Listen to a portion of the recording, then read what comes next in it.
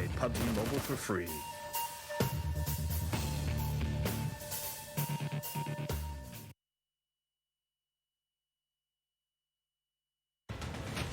Zombie, Darkest Night, the newest mode in the zombie universe, is here. This time, the rules are different. No more parachuting, as players will be placed at random locations on the map when the match begins, and there is no single winner.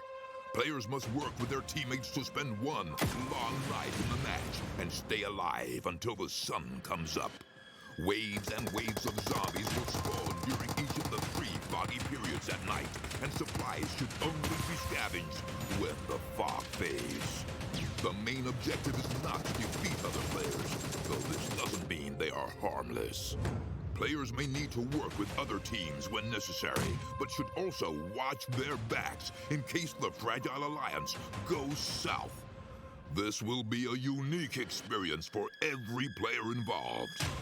This new mode also comes with a passive skill for every player. Understanding these skills will be the key to staying alive in this long night. Can you ride out the night?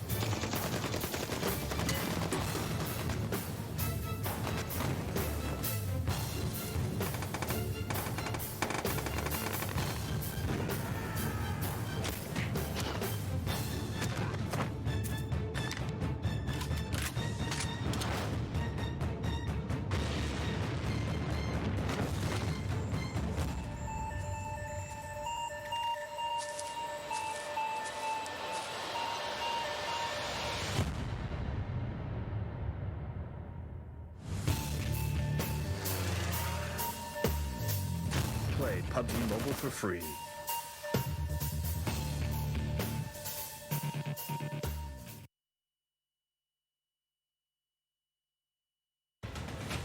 Zombie, Darkest Night, the newest mode in the zombie universe, is here. This time, the rules are different. No more parachuting, as players will be placed at random locations on the map when the match begins, and there is no single winner. Players must work with their teammates to spend one long night in the match and stay alive until the sun comes up. Waves and waves of zombies will spawn during each of the 3 foggy periods at night, and supplies should only be scavenged when the fog fades. The main objective is not to defeat other players, though this doesn't mean they are harmless. Players may need to work with other teams when necessary, but should also watch their backs in case the Fragile Alliance goes south. This will be a unique experience for every player involved. This new mode also comes with a passive skill for every player. Understanding these skills will be the key to staying alive in this long night. Can you ride out the night?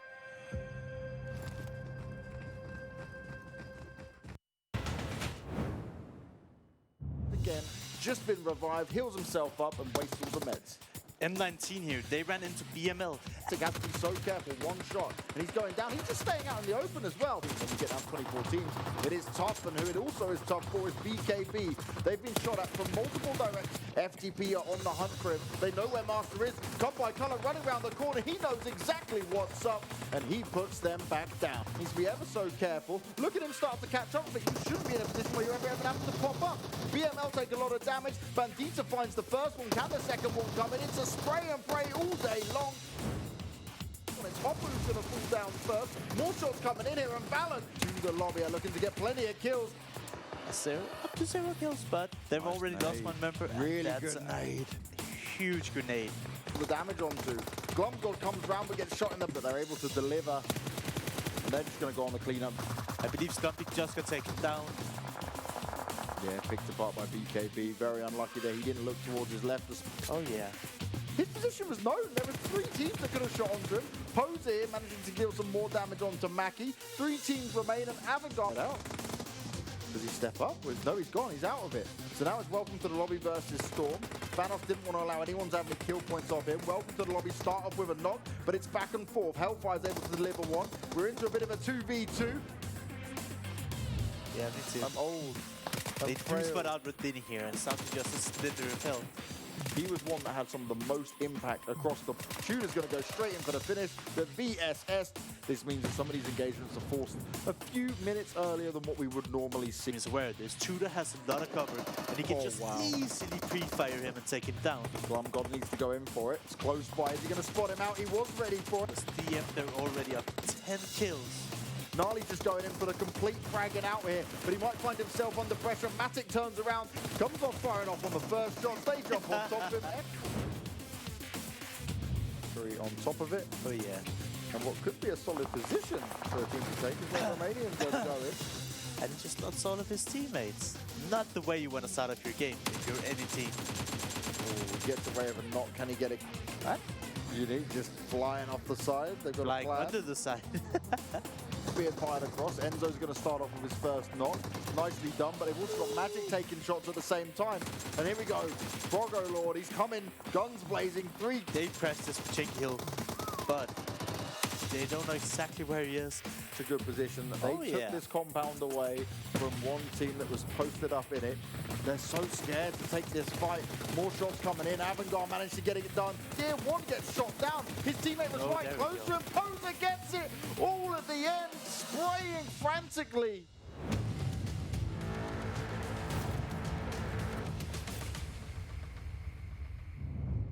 You've just seen some of the highlights from yesterday, and we just got to relive them. Yesterday was our opening day for the semi-finals here for the PUBG Mobile Club Open 2019 within the European region, and honestly, it was the best day we have had so far. As always, I am James Banks, and I've got Matthias Larsson joining me to bring you all the action across today. And first of all, we get to see some Miramar, which is always nice. You're a big fan of that. We did so long. We saw it in the opening week, and then ever since then, I've been like, where's Miramar? It's like, come back, please. We'd like a bit of Miramar every now and again. But now we get to see Group A go up against Group C, which means Group A play back-to-back games in terms of days coming into it. Group B get to sit back, have a little bit more time to review, but also probably watch the games today and say, wait a second, what are some of these teams up to? If you're not playing, you should definitely be watching. You lose out on a lot of knowledge, just how teams rotate, where they land, and so forth. And here we can see the groups. Why is there Group D up? Yeah, this is the wrong graphic, so we're just going to ignore this one. Yeah, that's definitely not the right one, so we can ignore this one. But if you want to know who's in Group C, I have it up on my monitor here. Yep. We have EpicGang, we have B13 Golden Boyz, we have Ace, we have Rosq, we have Rosq, OBS, also known as Obstruction, Ultra Team, and OMGG. OMGG, and that's the team as well, right? That they made it through, but there was multiple things we pointed out about them where it was like, come on, guys, come on. And this is the thing. This has been stacked. These games are going to be the best we've seen, right? Yesterday was amazing to watch, and we really enjoyed not just the action, but actually seeing the dynamic of teams and how they were changing, how certain teams were rotating in a different way as well. But what was very clear was the teams that were at the top last time have done it again, other than White Pulse. Now when we come to Group C, they're going to be having a look around and say, well, actually, we've got information we can see already from what Group A have done, and we can apply it to today. So I'm really expecting Group C to have a very dominant performance here. And if they don't, that means they've made a grave error. Now, we got day one that's just already been. We had Avangar win. Welcome to the lobby. Get 2 games. FeelThePain get 1 as well. Going into today, we get Vikendi to start things off with, Miramar, and then 2 games of Erangel. Oh, yeah. And some of the teams that we're looking out for yesterday were top-placed teams. Today, leading into it, we have B13 and EpicGang. They were really, really good listed in the group stages. Yep. And then we had a few teams who were like kind of around the middle pack. Like OBS, they had a fantastic first week, and then after that, it looked a little bit shaky. And then some of the other teams, I feel like, were kind of lower in the pack. So I want to see, is B13 and Epic, are they going to stay on top of it? And which one of these teams have taken this week off to say, all right, we want to do better. We want to make sure we top 16 this time at least, so they can make it to the European region finals, right? And this is what it's all about. This is what they're fighting for. Yes, there's $2.5 million on the line across PUBG Mobile for this year, but also it is just about the whole thing of saying, well, we did it once, can we do it again? And we talk about consistency over and over again. And it's not because we're a broken record and we just like saying the same thing over and over again. It's because when it comes down to it, if you are consistent, then that is what's going to actually bring you into a position where you are, even when you have a bad game, because of that consistency, still within it. Now, you're looking at the head-to-head overall so far between the 4 matches, and look how close they were in points. Avangar, a team that certainly in the group stages, Larson, we're a bit skeptical of. We were thinking you represent a really prestigious organization, but you hadn't shown us your full kind of capabilities. But yesterday, they upped their level. Oh, yeah, definitely. But Avangar in the group stages, they had a very, like, I want to say sketchy, right? Because they were really inconsistent. And when you look at top-tier teams in PUBG, you look at consistency. You say, all right, they played 10 games. In 8 of those, they're probably going to get around the top 5. And you can allow to have 2 bad games. But I feel like Avangar, they were more like 50% of their games were okay. And then like the other 50% were kind of like, all right, they're getting like top 8 to top 7, but they're not really like finishing the games off. But yesterday, they really showed up, like you mentioned. And that's fantastic to see, right? They definitely taken this week off to look through all their games, all their mistakes, talk them through, and improved, obviously. And that's what I want to see do more teams come into this, right? There's so much preparation to be had in this game, in any game that you play. And if you just say, la-da-dee, la-da-da, not going to do anything about it, then you're never going to become one of the best. No, you won't, and that's what it's all about, right? There is only so much you can do within relying on your natural ability and skill. You also need to look at what you've done wrong, and that's a key part of being a pro player. The few things that we consistently say, coming back to that word consistency, is communication is the key to success. Being able to review what you've done and learn from it and actually adapt, that's so key as well. And also keeping a strong mental game. If things are looking rough, but you need to bounce back, for example, White Pulse at the moment, when they come to play, it's going to be, okay, what can we do to change up what happened yesterday? Yeah, you need to be able to reset, get in a new mindset, and then, you know, not have a negative attitude after having a few bad games. You need to be able to overcome it, right? And say, all right, we had a few bad games, that's all right. We know we absolutely stumped the group stages, we can do the same again. We just gotta find our own kind of flow, right? And that is something that often gets disturbed when you start like doubting yourself or you don't trust the calls and you have a few bad games. Then it can be like this bad roller coaster that just keeps going, but we'll have to see what happens now. We're on to Vikendi, a very southwestern plane. Not very great for a lot of these teams, I can imagine. And also, we've had some of the craziest circles from Vikendi, right? It's always delivered these insane games where we say, wait a second, what's actually going wrong here? So maybe we'll get a bit in kind of the middle, potentially. I don't know, hopefully. We'll have to wait and see. But, oh no, we're going all the way over. This is a new circle. I don't think we had one on the far west side, have we? No, we haven't. We've had we have super them south. Yeah, we've had a super south one. We've had the center one. We've had a far north one, I believe. But I never think we've had a northwestern one like this, which actually, for the moment, could be interesting because we've had some that have gone Dino Parkour around that area, but we've not had it go up towards this kind of position at the moment. I'm just looking at around the center of this zone, and I see so many compounds. And I keep saying this whenever we play Vikendi. Compounds, compounds, because the terrain is not the best. It's usually like a compound and a big open space around it. And looking towards the center, there's just compounds everywhere. So Vikendi is very unique in the terms of you have to breach compounds, you have to be confident in just taking your vehicle, smashing it in, and then hopefully winning the fight. On Miramar, Erangel, you usually always have terrain to play, and like your go-to strategy is not just crashing compounds, but Vikendi gives you that, so we'll see how that plans out later. Here we see Rosq, we see Storm. Storm had a pretty alright day yesterday.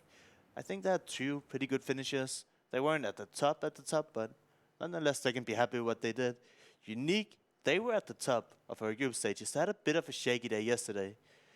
I think they, what place are they, like 7, 8, 9? Yeah, they're 7th at the moment. DMStorm's actually 5th. Ooh. But yeah, Unique, they were trying really hard, but they had the consistency. They just didn't manage to close out any games, and that's why they're currently right in the top 8. And when you're in that top 8 spot, I'll tell you right now, James, you're looking at the scores. How many points does Unique have in 7th spot? Unique at the moment has 55. And how much does the 3rd place have? 89. So they're 1 win away from getting top 3, right? Exactly. It's only Welcome to the Lobby that really went huge. Obviously, they had 2 wins anyway, but they had 119 points, with the closest being Avangar on 98 points. But basically, my point is, if you play like consistent, you stay in the top 8. If you get 1 win, you're right in it, right? Then you're in the top 3, top 4, and then if you like have a few more decent games and a win, then you're like amongst the top 5 pretty consistently. So Unique, they just didn't have a standout day, but I would say they're doing like okay in the terms that they're not falling far behind. Hoka obviously didn't manage to connect fully. He just drowned out in the ocean slowly. Sometimes it does happen. That's just the way things go.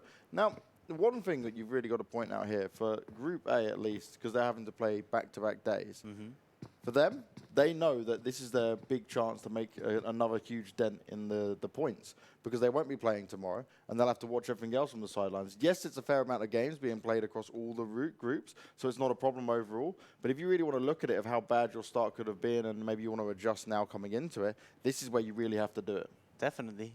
Like, you cannot waste any of these games. We did see in the group stages teams that felt like they're already qualified. They were hot dropping, they were fighting for their spot. One team that's fighting for the spot here is CZ, and they're fighting White Pulse. White Pulse is so far behind, they cannot lose any members here.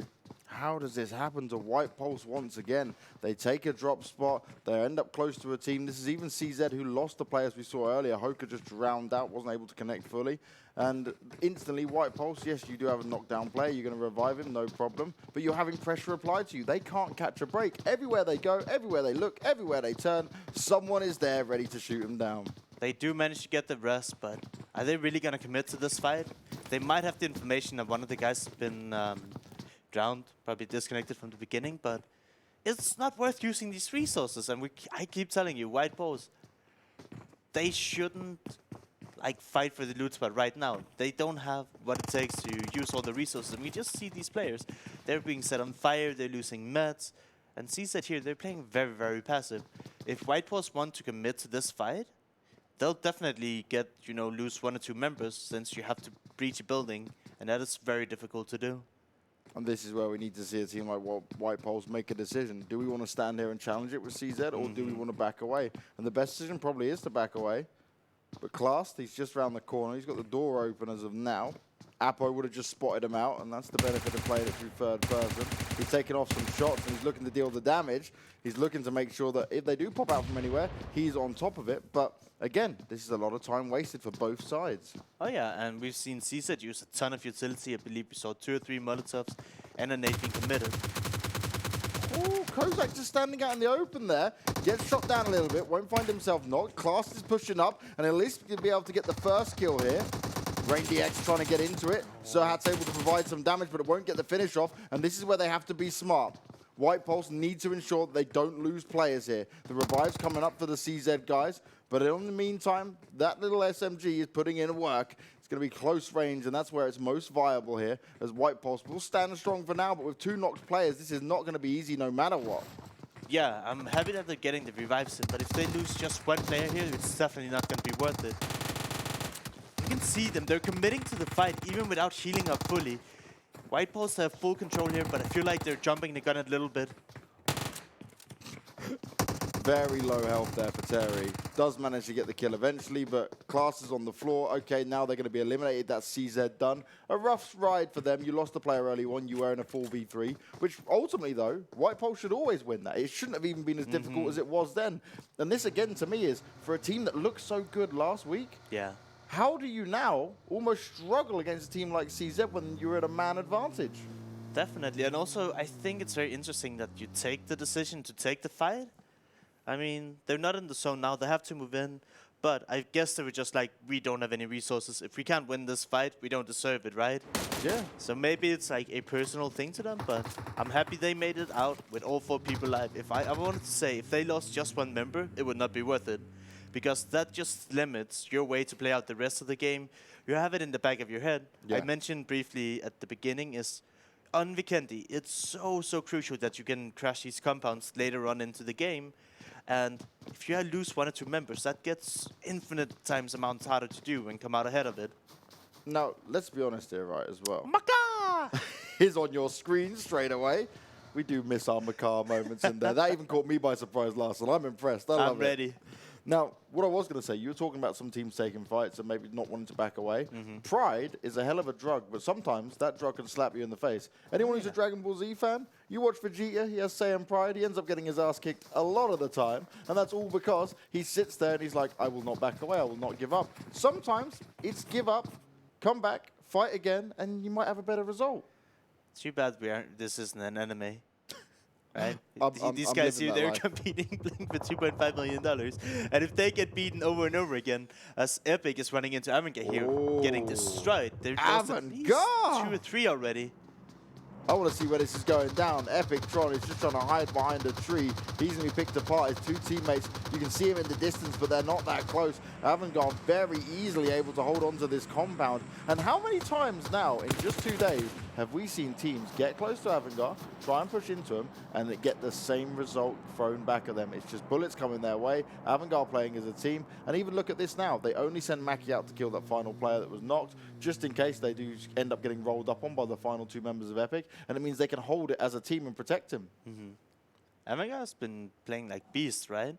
Like you mentioned, yesterday, it was 2 or 3 times in the same game that people tried to push their compound and they just got annihilated. So whatever Avangar have done to step it up, I like it. And I want to see other teams be as proactive. When you play a compound, you can't just like lay prone in a building. You want to play out by your fences, so if anybody comes, you can shoot at them. And look at Makas and his team from OBS here. They're gifted M249, but they're not even paying attention to the airdrop, so I don't think they're aware of this. Even though that would have been a free M249, probably one of the best guns in the game, and the level 3 gear, which is also so huge. You might not think about it, but if you can survive 2-3 extra bullets, that can literally win or lose your game sometimes. Now, this is what's crazy. OMGG sticks here. He's stuck between 2 burning cars. Avangar are the ones that are shooting onto him. And this is, again, Avangar. Anyone that comes near him, it's like, yep, don't worry. We've got this. We're holding strong. Yeah, I want to use the word proactive, right? And I feel like that's the best way to play PUBG. Whereas you see some of these guys are just laying prone behind their buildings. Avangar, they're out, they're fighting anyone that comes near them. And they're not, you know, just hiding in the building, hoping for the best. Styx gets found long range all the way here from Avangar. And I gotta be saying, straight off the bat, Avangar have not held back in any game so far. We certainly saw them, and I've got to keep mentioning it. They had games in the group stages where we're like, what are you doing? This is not how you play it. But now they've come together. Okay, they lose that kill because it gets picked up by ASE. But overall, you still did the damage. You still kept them at bay. You still did the work to be done there, meaning that Avangar, again, are on form. Oh, yeah. And this is what I expect to see from our top 2 teams, that once we get to the region finals, if you play like Avangar is doing right now, you have a good shot of making it through the top 2, right?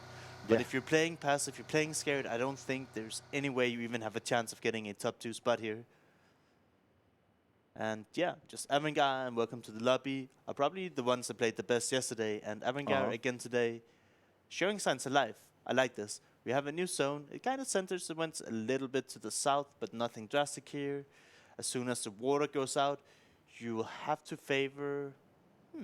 Since there's a lot of water on the southern side and the zone eventually will have to go away for it, maybe if you're some of these teams, you could say, maybe we should play north side of the road, because when it goes away from water, it will have to go up north, because that's where there's the least amount of water. Now, one thing to point out here is Avangar are actually the team that won Vikendi last time. Now, it's very early on. I'm not saying they can win it out again, but maybe they've actually worked on their Vikendi a fair bit to turn around like this. I don't want to be rude, but Avangar, when they won their first Vikendi game, they had every single circle. They never have to move. So if they read it again, they might have a really good chance of it, but... Well, this could give you what you want, right? You're saying they got the circles. Yeah. If they don't get the circles this time, they still do it. That's impressive. But even then, right, it wasn't just Vikendi that they good in, and it was only the Vikendi game where they really was gifted all the circles.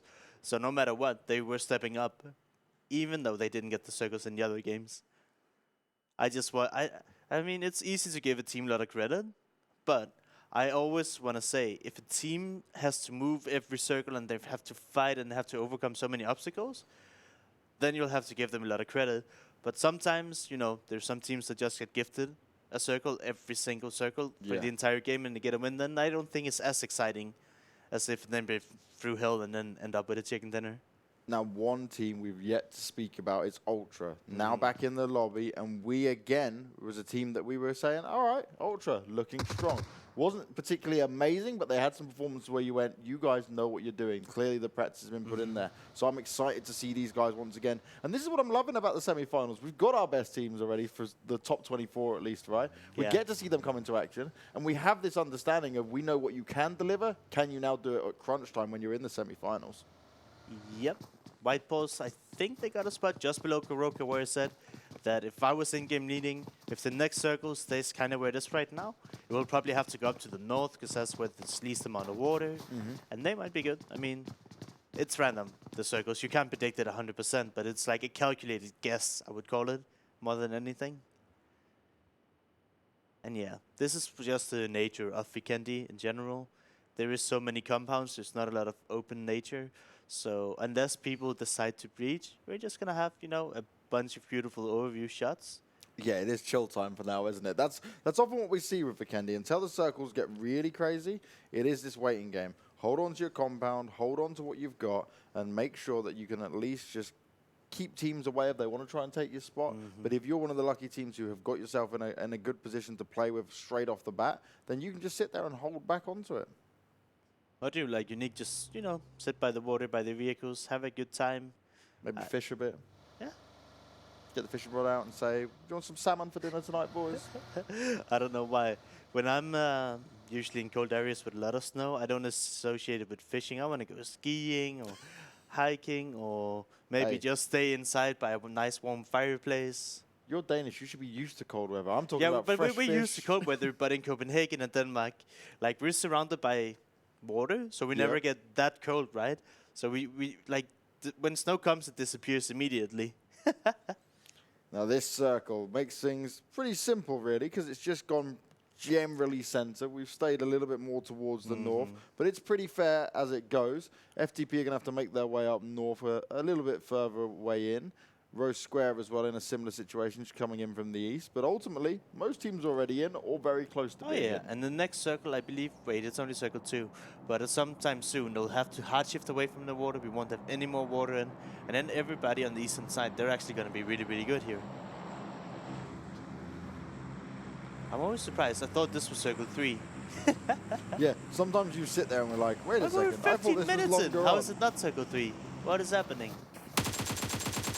Well, what is certainly happening is Rosq under pressure comes down and he instantly gets killed. Hellfire's on the rampage, but he's only going to be able to get one for his troubles. And this is a bit of a problem now for his teammates because they've always found themselves in the top of the compound. Rosq have come outside and they're dealing a lot of damage. They're potentially going to try and win out this fight here. 3 players knocked, only Pro God Lord left alive. He's at the top of the building and he can't defend his teammates. They've just been absolutely annihilated here and he's all alone waiting to see what can happen. As long as Rosq play this smart, they could quite easily clean up Storm.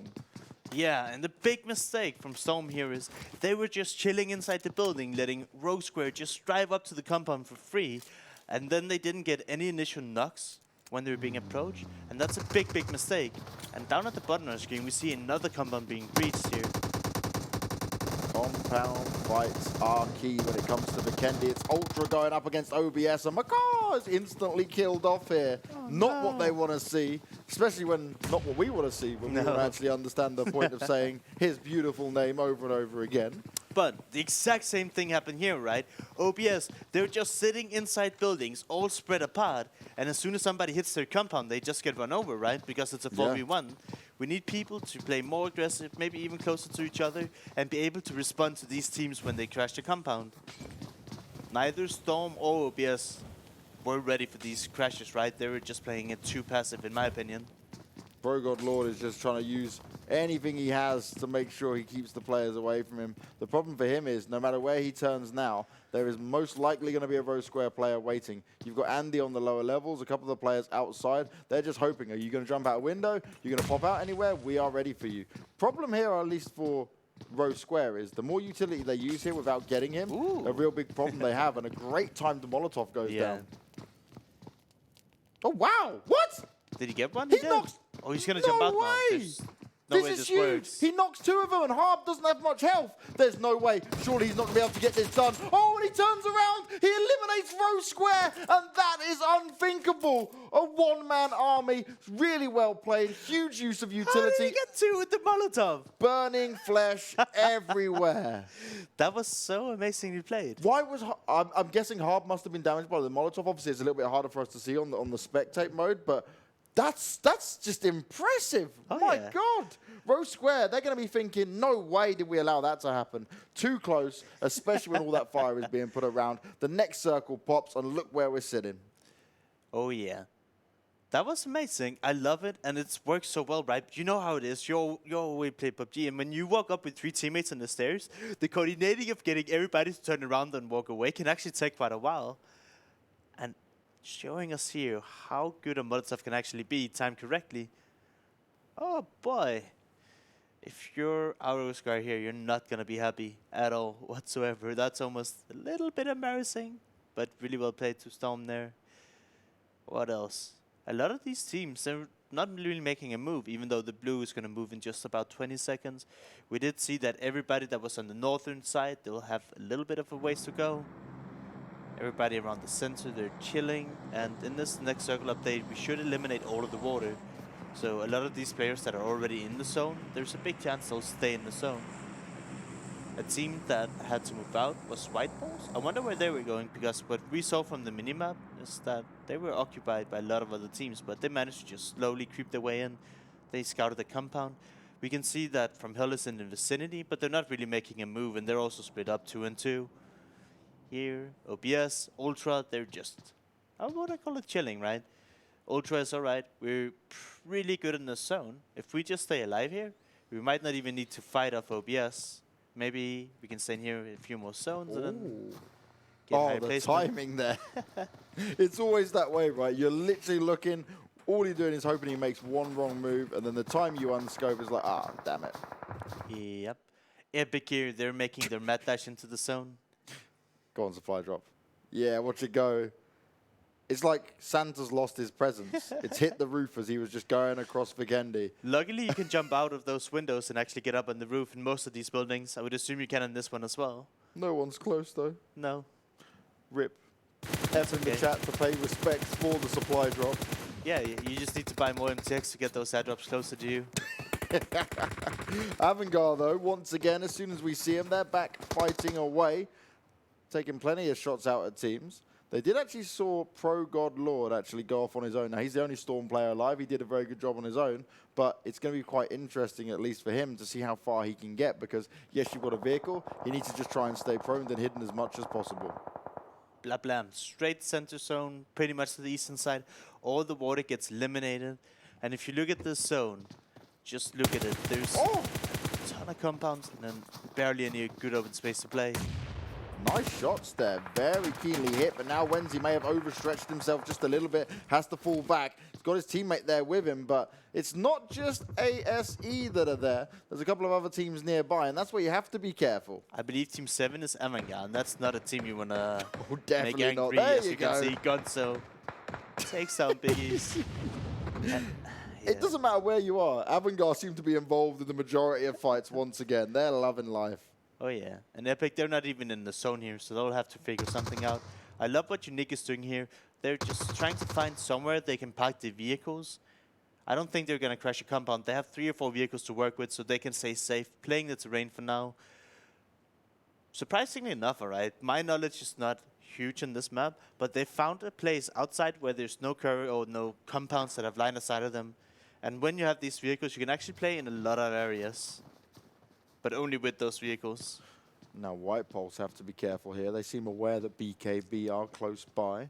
The Molotov goes over, but Ductor's going to keep himself away. Nade's going off as well. But there's another fight happening at the same time. It's B13 who are being ripped apart by FTP. And FTP, again, they showed us yesterday that they are going to take these fights as a team, and they're going to play very close together. They seem to be sticking with a similar style once again here on Vikendi. But this next fight, this could be interesting. Whenever this pops off, White Pulse cannot afford to lose it. We spoke about how many points they need. They're going up against the BuzzKillBros, and, well, on top of having an awesome name, they're also some pretty tasty players when it comes to playing PUBG Mobile. Can they fend off White Pulse, who has been pretty lackluster so far? Good question here. You can also argue, is it worth to commit to this fight yet? Because the new circle comes in soon. We know that White Pulse, they have vehicles, right? They could maybe just take these vehicles, and instead of, like, you know, just taking the fight head on, they could move ahead of BKB in the zone here and maybe hold them back. But it looks like White Pulse, they're committed to at least take over 50% of the compound, have a little bit more space to create with, and I hope they don't commit too hard to this. And they maybe even disengage if the circle is to go really far away from them. And this is the thing I'm worried about when it comes to what some of the decision-making is going to be on these teams now. And as the circle gets a lot smaller, and it does pretty much center up, it's only ASE, Ultra, OBS, and the OMGG player all within it. It means a lot of rotation is going to have to happen, and Avangar are going to have to start to move around a little bit here. Now, FTP versus B13, they lost Ram early on, but now they're being picked apart from the distance. B13 have found them and said, you know what, we can get some revenge against you guys. Oh yeah, that must feel good, right? You lose one of your teammates and then you just see FTP coming out in the blue, struggling to make it in. And I'm really excited to see how White Pulse decides to do this, right? Do they commit to the fight? Or do they decide, hey, we have 3 cars here, they're safe, we can just go into the zone? Doctor gets third party by Unique though. But Doctor, why was he there? Wasn't he in the compound and now he was like across the map? He may have gone a little bit too far away, but yeah, BKB definitely don't need this to happen to them. They were ready for an awesome fight potentially against White Pulse, and now they've got a man disadvantage and White Pulse have the chance to strike. The question is, how do they want to do it? Terry's still looking around, making sure he's got the backs covered for his teammates, but is it going to be enough? Shots being rattled off. No one's going to be actually connected with just yet. You can see White Pulse, they're being a little bit more cautious and almost scared. But they're going one by one. Look at this. Frost is alone. He can't get traded here. Oh, that's not what you want to see. Class manages to get one, but instantly Frost goes down, and he's just going to be finished off straight away. Class needs to land these shots. He manages to miss the first couple. Joey's down on the floor. It's not looking good, But White Pulse do have a bit of an advantage to play with here. Class needs to deliver. This is a pro on multiple games, on multiple levels. Can he pull it off when his team really need him to do it? They cannot afford to lose any more players here. Him and Kozak need to work together. But look at that, White Pulse, they are really struggling with the teamwork. Here, Kailas is showing up. He's trying to win this single-handedly, but he lost 2 teammates that went in alone without being able to trade. And we keep mentioning this, you need the teamwork to pull it through. Well, teamwork is what makes the dream work, but the dream could be over if they're not careful, because the blue is coming to get them as well. As OBS is having a battle with B13.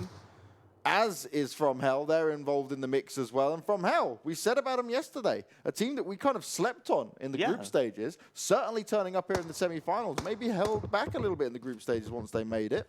So this was the compound that OBS went in. Both B13 and FromHell crashed it, took out 2 OBS members, and now they're sharing it. So we have 4 teams in the same little compound here that's just on the edge of the zone. It's going to be very interesting to see who comes out ahead of this. And I'm very surprised to see that Ultra didn't try to get in on the action, right? We do see one team that want to get in the action. It's B13, but there's a Molotov again. B13 running and spraying, running and gunning. Robdini's going to go down.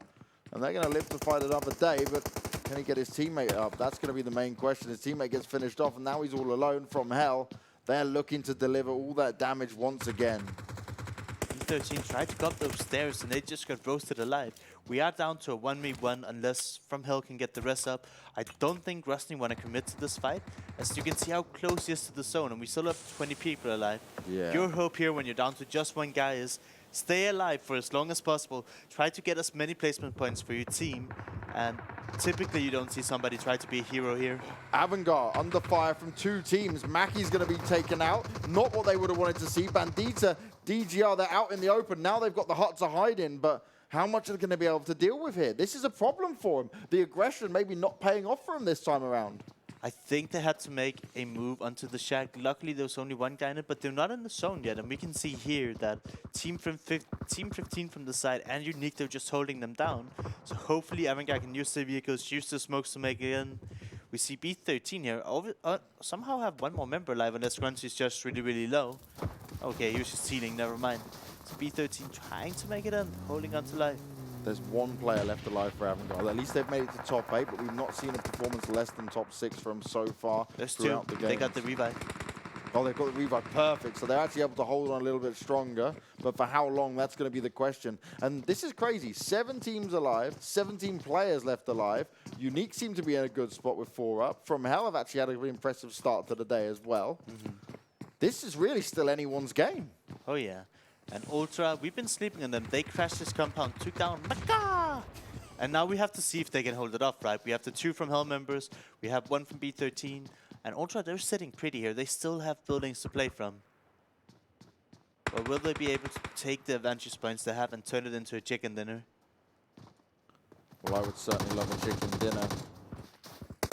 But who's going to get this one? That's going to be the main question. Grozny's still able to do some damage, and he's playing very smart here. Trying to avoid the blue, trying to play it just off the back of knowing where other players are around him.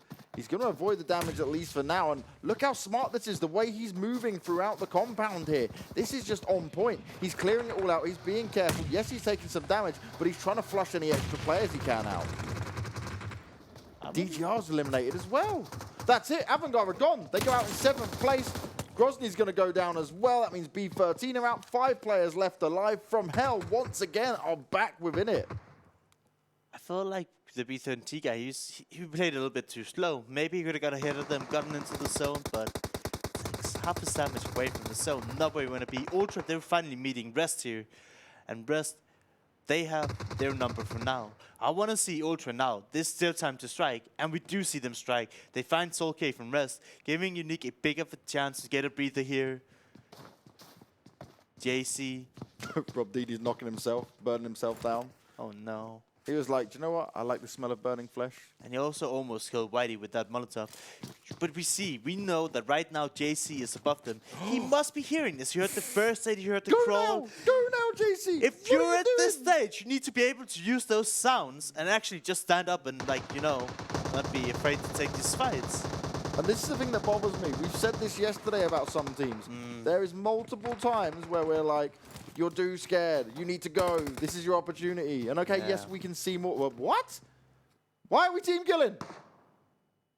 There must be a reason for that. Kitsune, maybe he lagged out, maybe he crashed out, maybe they needed something from him, I don't know. But that doesn't make much sense. We'll have to find out. JC does finally jump up. He gets himself the first knock. Whitey now, using the smoke to his advantage, finds him jumping, and that's really well played by Whitey. Here's what's going on. Tries to poke out at the right time, does a lot of damage, and will find the kill. He's secured top 3 for his team, but now he's all alone. JC. When you're this level, you need to be able to hear the sound cues. He had a 3 position into top 3. Ultra, they're striking onto Unique here. It's Ultra, Unique, and just Whitey from Hell here. Whitey is really in a rough spot. They run out into him. He tries to hold strong, but it's not going to work out. Ultra take the first win of today. They take Vikendi, and it's a team we started to talk about as the group stage went on towards the opening weeks, right? Now we get to the semifinals. The first game we see them in, they come out of a win. And okay, it's not the most high kill game, but overall it was still a game that they played smart. Oh yeah, for sure. And this is what I'm saying. Having these big performances from Ultra, really big to see. And another thing we've seen, right? Consistency. From Hell, 2nd place. Unique, 3rd place. Avangar, not the best position, but I think they had like almost 10 kills in the 7th place. So they're still racking up the points here.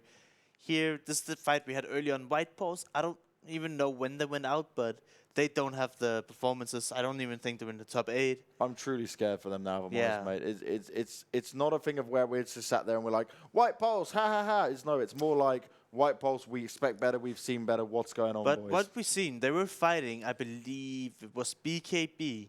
And what happened is White Pulse, they went in one by one, and they just have no team play. And then they, buy out to the blue zone.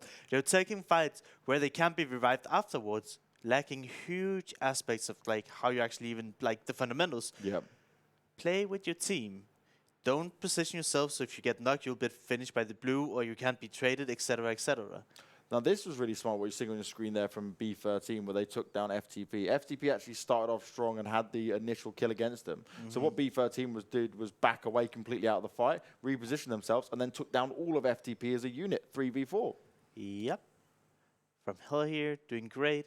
And I like what Avangar did. I mean, they have to breach the shack to try and get way into the zone, but they don't manage to get out ahead as they're surrounded by Rest and all the other teams ahead in the zone. Here. What a crazy first game, right, for Vikendi again. I know I keep saying it, but semifinals were expected to be better. It was expected to be a level up, but all these teams are delivering in very different ways. And one thing I got to straight away say is, Ultra, they certainly did their homework on it. Yes, okay, they had a few circles, right, that benefited them, but they were just playing smart. They were constantly gatekeeping teams. They were making sure that they stayed away. Problem was that meant also a lot of teams didn't fight with them. So then when they did finally come out, all guns blazing, it wasn't too hard for them to deal with. But they did it as a team. You even saw it then. When the last player was left alive, they know it's only one player. They could have done whatever they wanted. They're probably going to win that 9 times out of 10. But they still pushed forward as a team. They still played it smart despite being in a really advantageous position. I think it's scary just how many teams have actually showed up for these semifinals. Yeah. When we were watching the group stage, we could say maybe 5 or 6 teams that were like ahead of the curve that was really, really good. I mean, in this 4 games yesterday and the game today, I would say we have like 8 contestants already that could all like fight for the top spots, right? It's really, really close, and there's so many teams that are just showing good performances again and again and again. And even Avangar that we had there as well, right? You've got to talk about them because they still made it into a top 7 position, which means every game they've played, they've always had at least a had lot top of 8. kills as well on them. And they've still just been fragging out. This is the thing, right? Yesterday it was DMStorm. DM as in 99 Problems DM. They were the ones that just sat there and was like, we're just going to kill everyone. Now it's Avangar today. It's like, oh, 99, you're not here? No problem. We'll pick up the pieces for you. We'll do all the damage. We'll get in the kills on the board. Now, guys, if you're sat there and wondering, okay, I missed some of the earlier weeks. Maybe I didn't see all the action that's gone down. Maybe I missed yesterday. You can head over to clubopen.pubgmobile.com. And also, please, for me and Larson, subscribe to the YouTube channel as well, because you won't see just the VODs of what we're doing here for Europe, but you'll see the other regions with plenty of other phenomenal commentators in there as well. So you can catch up on all of the good action that comes out of PUBG Mobile Club Open 2019 so far. And trust me, This is only just the beginning. This is what's so insane. We're sat here and we're commentating the 32 best teams for Europe. Now it's down to the 24. Soon enough, we're going to be down to 16. And there is still so much more to offer, Larson. And after that, we're going to have 16 teams from the entire world, 10 different regions. Do you know what? I can't wait. I actually can't wait. That's going to be insane. It's going to be so good. But what's also going to be good is when we come back after this short break, because Miramar is coming your way. Guys, stick with us. Don't go anywhere. Grab some snacks. Maybe go to the toilet. Get yourself a new drink. Because when we come back, we're heating things up. We're going over to Miramar. We'll see you in a second.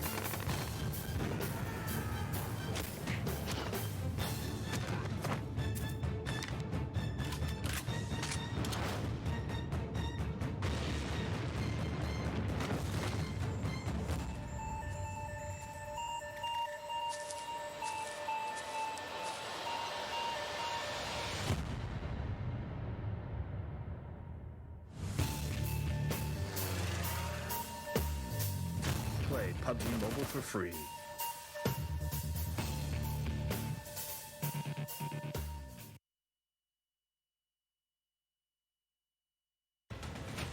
Zombie, Darkest Night, the newest mode in the zombie universe, is here. This time, the rules are different. No more parachuting, as players will be placed at random locations on the map when the match begins, and there is no single winner. Players must work with their teammates to spend one long night in the match and stay alive until the sun comes up. Waves and waves of zombies will spawn during each of the 3 foggy periods at night, and supplies should only be scavenged when the fog fades. The main objective is not to defeat other players, though this doesn't mean they are harmless. Players may need to work with other teams when necessary, but should also watch their backs in case the Fragile Alliance goes south. This will be a unique experience for every player involved. This new mode also comes with a passive skill for every player. Understanding the skills will be the key to staying alive in this long night. Can you ride out the night?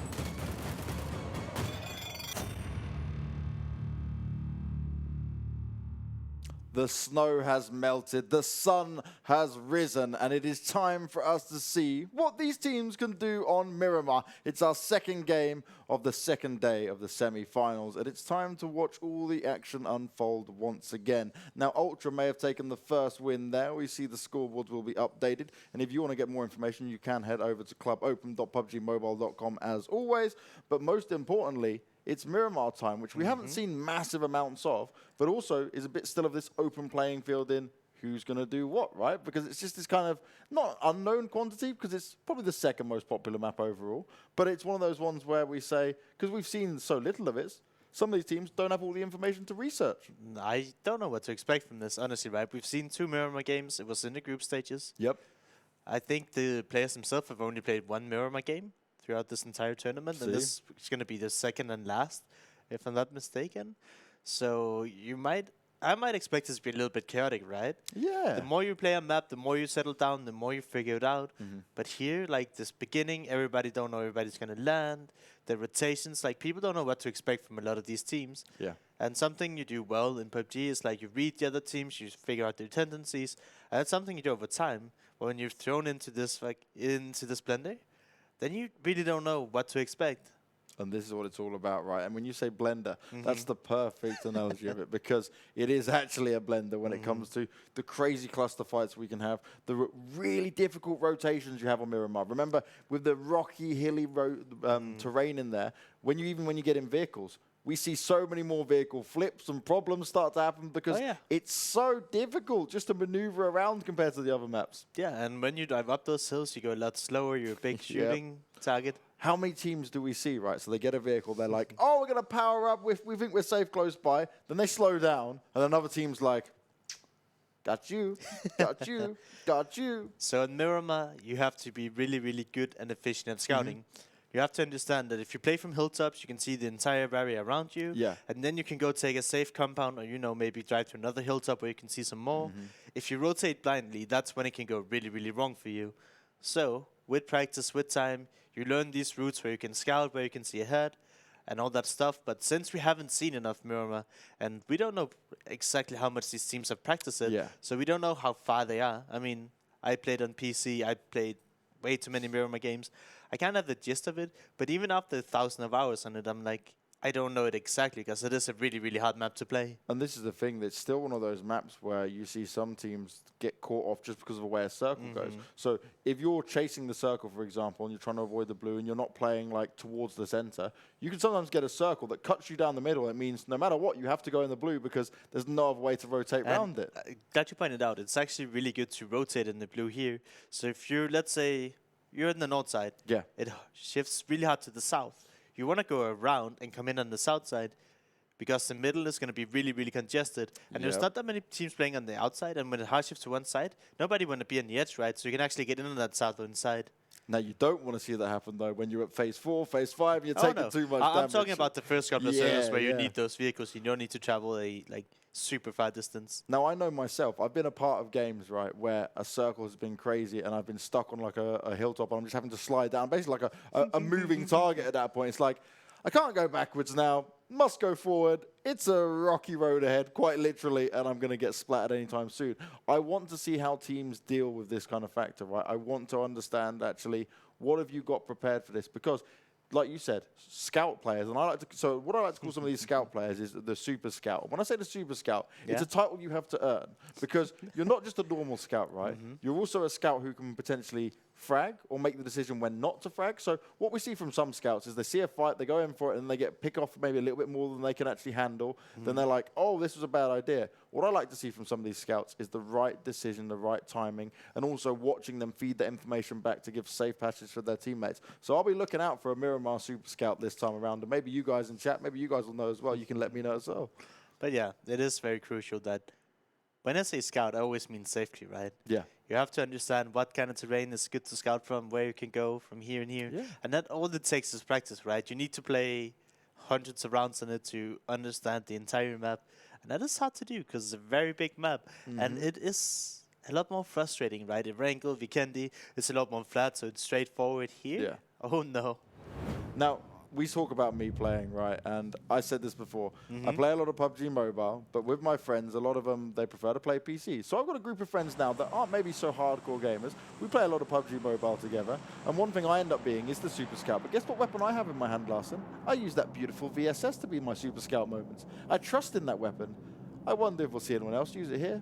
Maybe not. I know you're not exactly the biggest fan of it, but we'll have to wait and see. I love the VSS. It's the best weapon in the game. Chad, if you ever want to become pro in PUBG Mobile, don't just settle with one VSS. Go for 2 of them, get 2 extended crate drawbacks on those, and then just swap them around so you don't have to reload them. That's honestly the easiest way to get to the top. You'll just become the best player instantly. I don't know why James is laughing. I'm backing you up. I got your back. I'm just going to clip this now. I'm going to save it forever. Larson is behind the VSS. I'm so happy. But some teams, they're going to have to understand how happy they're going to be very soon. All right, Ultra won this game. They got Picado. We can go next game already. We do see the circle pop. It's going to go all the way to the north. We see... And look at just look at the terrain over here already, right? Between Crater Fields all the way to Cruz de Val. I'm really terrible at saying these names in the proper accent. It's all right. There's another commentator who I commentate PUBG PC with called Toby, and he sounds so good when he says all of these names. Yeah, but that's the thing, right? When you try to say my name, do you say Matthias or do you have to say Matthias? No, you don't. You just say it in the way you pronounce it. Yeah, because I'm very British. You don't come from that country, so you can just say it exactly how you see it. Right? As long as I'm not offending anyone, that's the main thing. And you seem happy enough, so that works out. I just have, like, when it comes to names, right? You can say them so many ways, and you don't have to do it with the exact accent that it is originally from. Now, in terms of how this is looking already, Avangar has got a couple of teams quite close to them this time around. So, yes, they've been aggressive. Yes, they've been hungry. But I want to see how they approach this now because they've often had a lot of space at the beginning where teams haven't been that close to them. So, this is a different dynamic already. The thing with Los Leones is it's actually so big that you can have 2, 3 teams there even and loot safely and not fight. But it depends, right? It did look like Avangar were kind of boxed into a small corner and I didn't have no space. I don't even see them anymore because they were close to Epic before. But typically, if you have a lot of practice with different teams in Los Leones, you can literally have 3 different teams get all the loot that they need and they don't even need to fight each other to get out. Here we see FeelThePain. They're looting El Asaha. Pretty chill city up in the northeast. They're not in the center zone yet, but it's really clear where they are. And James, look at that. VSS coming into action already, taking down Solkay, and he's not going to be finished off just yet. Get the fists out. Punch him up. They're teammates. Ah, damn it. But he did get taken down by, I believe, Moloko here, who had a VSS.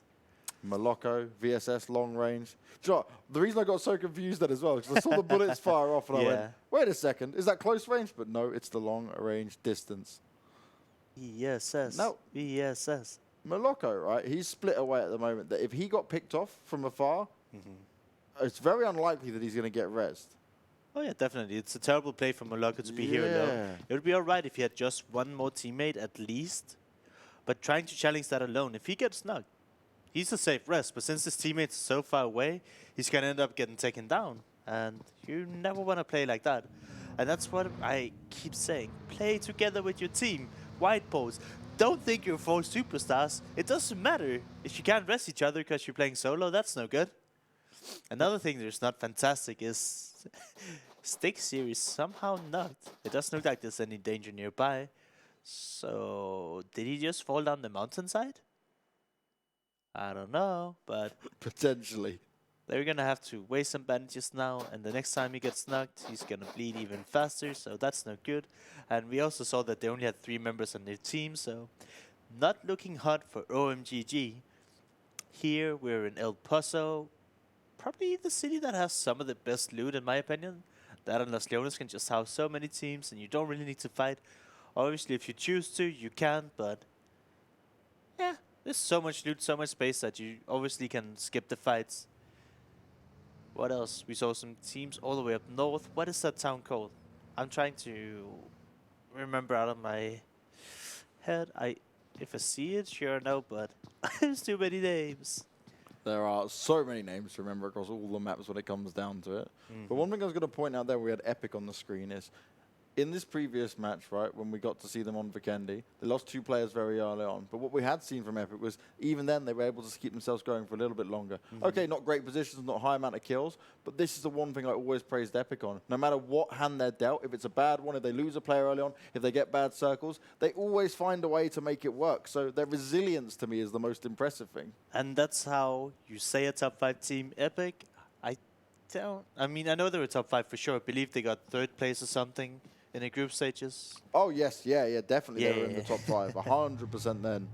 And that's the thing we want to look at, see how they can do when it comes to these rest of these games today. And that's what separates some teams, right? You see some teams, oh, I lost 2 team members, we're just going to see if we can kill that other team. And other teams is going to try and call it a salvage game where you try and get the most out of the game by playing probably as conservative as possible. And then towards the later stages of the game, you know, take a risk, maybe just send it into the middle of the zone and hope for the best.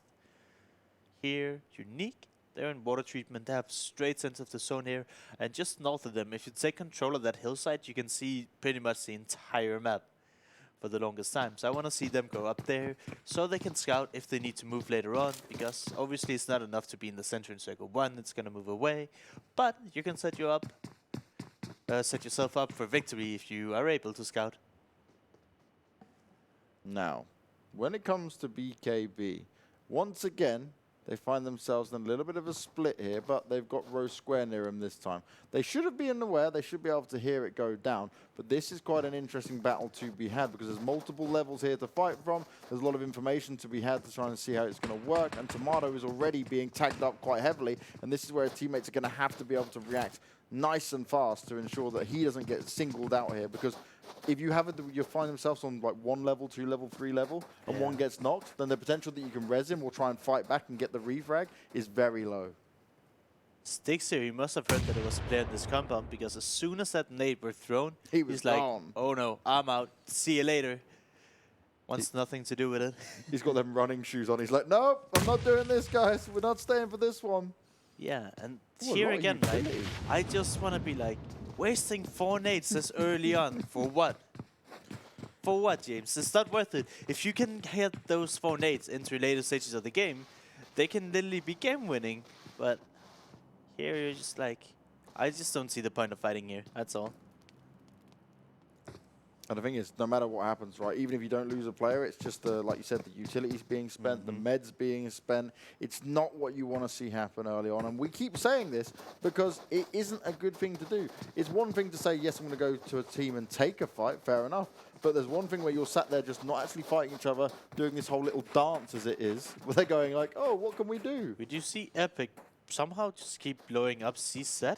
Oh, and wow. they just got fully taken out. We literally saw 3 explosions in the kill feed, and then 1 got shot by an assault rifle. I really want a replay of that. I hope we can catch that in some way. But yeah, Epic just destroyed CZ. And I don't know if you remember, in our previous game, they also died in 16th position as they got taken down by White Pulse and Bud Pusto. And that's the thing, right? When we looked at White Pulse last time, yes, they had a little bit of a better game overall, but that battle against CZ really could have gone either way. That was the scary thing. And then this questions to me, like, how serious is CZ taking this if they can go out in 16th 2 maps in a row?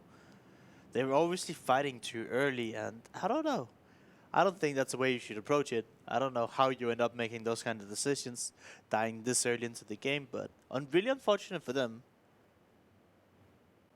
Now Rest, a team that we have seen multiple attempts of them actually breaking in to have dominating performances, but they're always one of the ones that kind of get themselves in a spot where, oh, they get close, but they can never make it the full 9 yards, so to speak. They kind of get held back in some way. So in an even more stacked lobby, I want to see what they're able to do here. Can it benefit them? Because we spoke about this a bit yesterday. Some teams actually play better when they're playing against better opposition. It's when they're playing against some of the other players who are a bit more random, a bit crazy, it's hard to predict. That's when actually some teams struggle more. Oh yeah, definitely. Some of these teams that are super experienced, they're maybe used to play against like really top tier players. Let me take a break in this. As Unique are right next to Storm. And we don't know if the Storm player is aware of Yasha being here. Kitsune just takes shots though, so should be knowledge. Will this nade connect? He has to run for it straight away. A lot of damage done.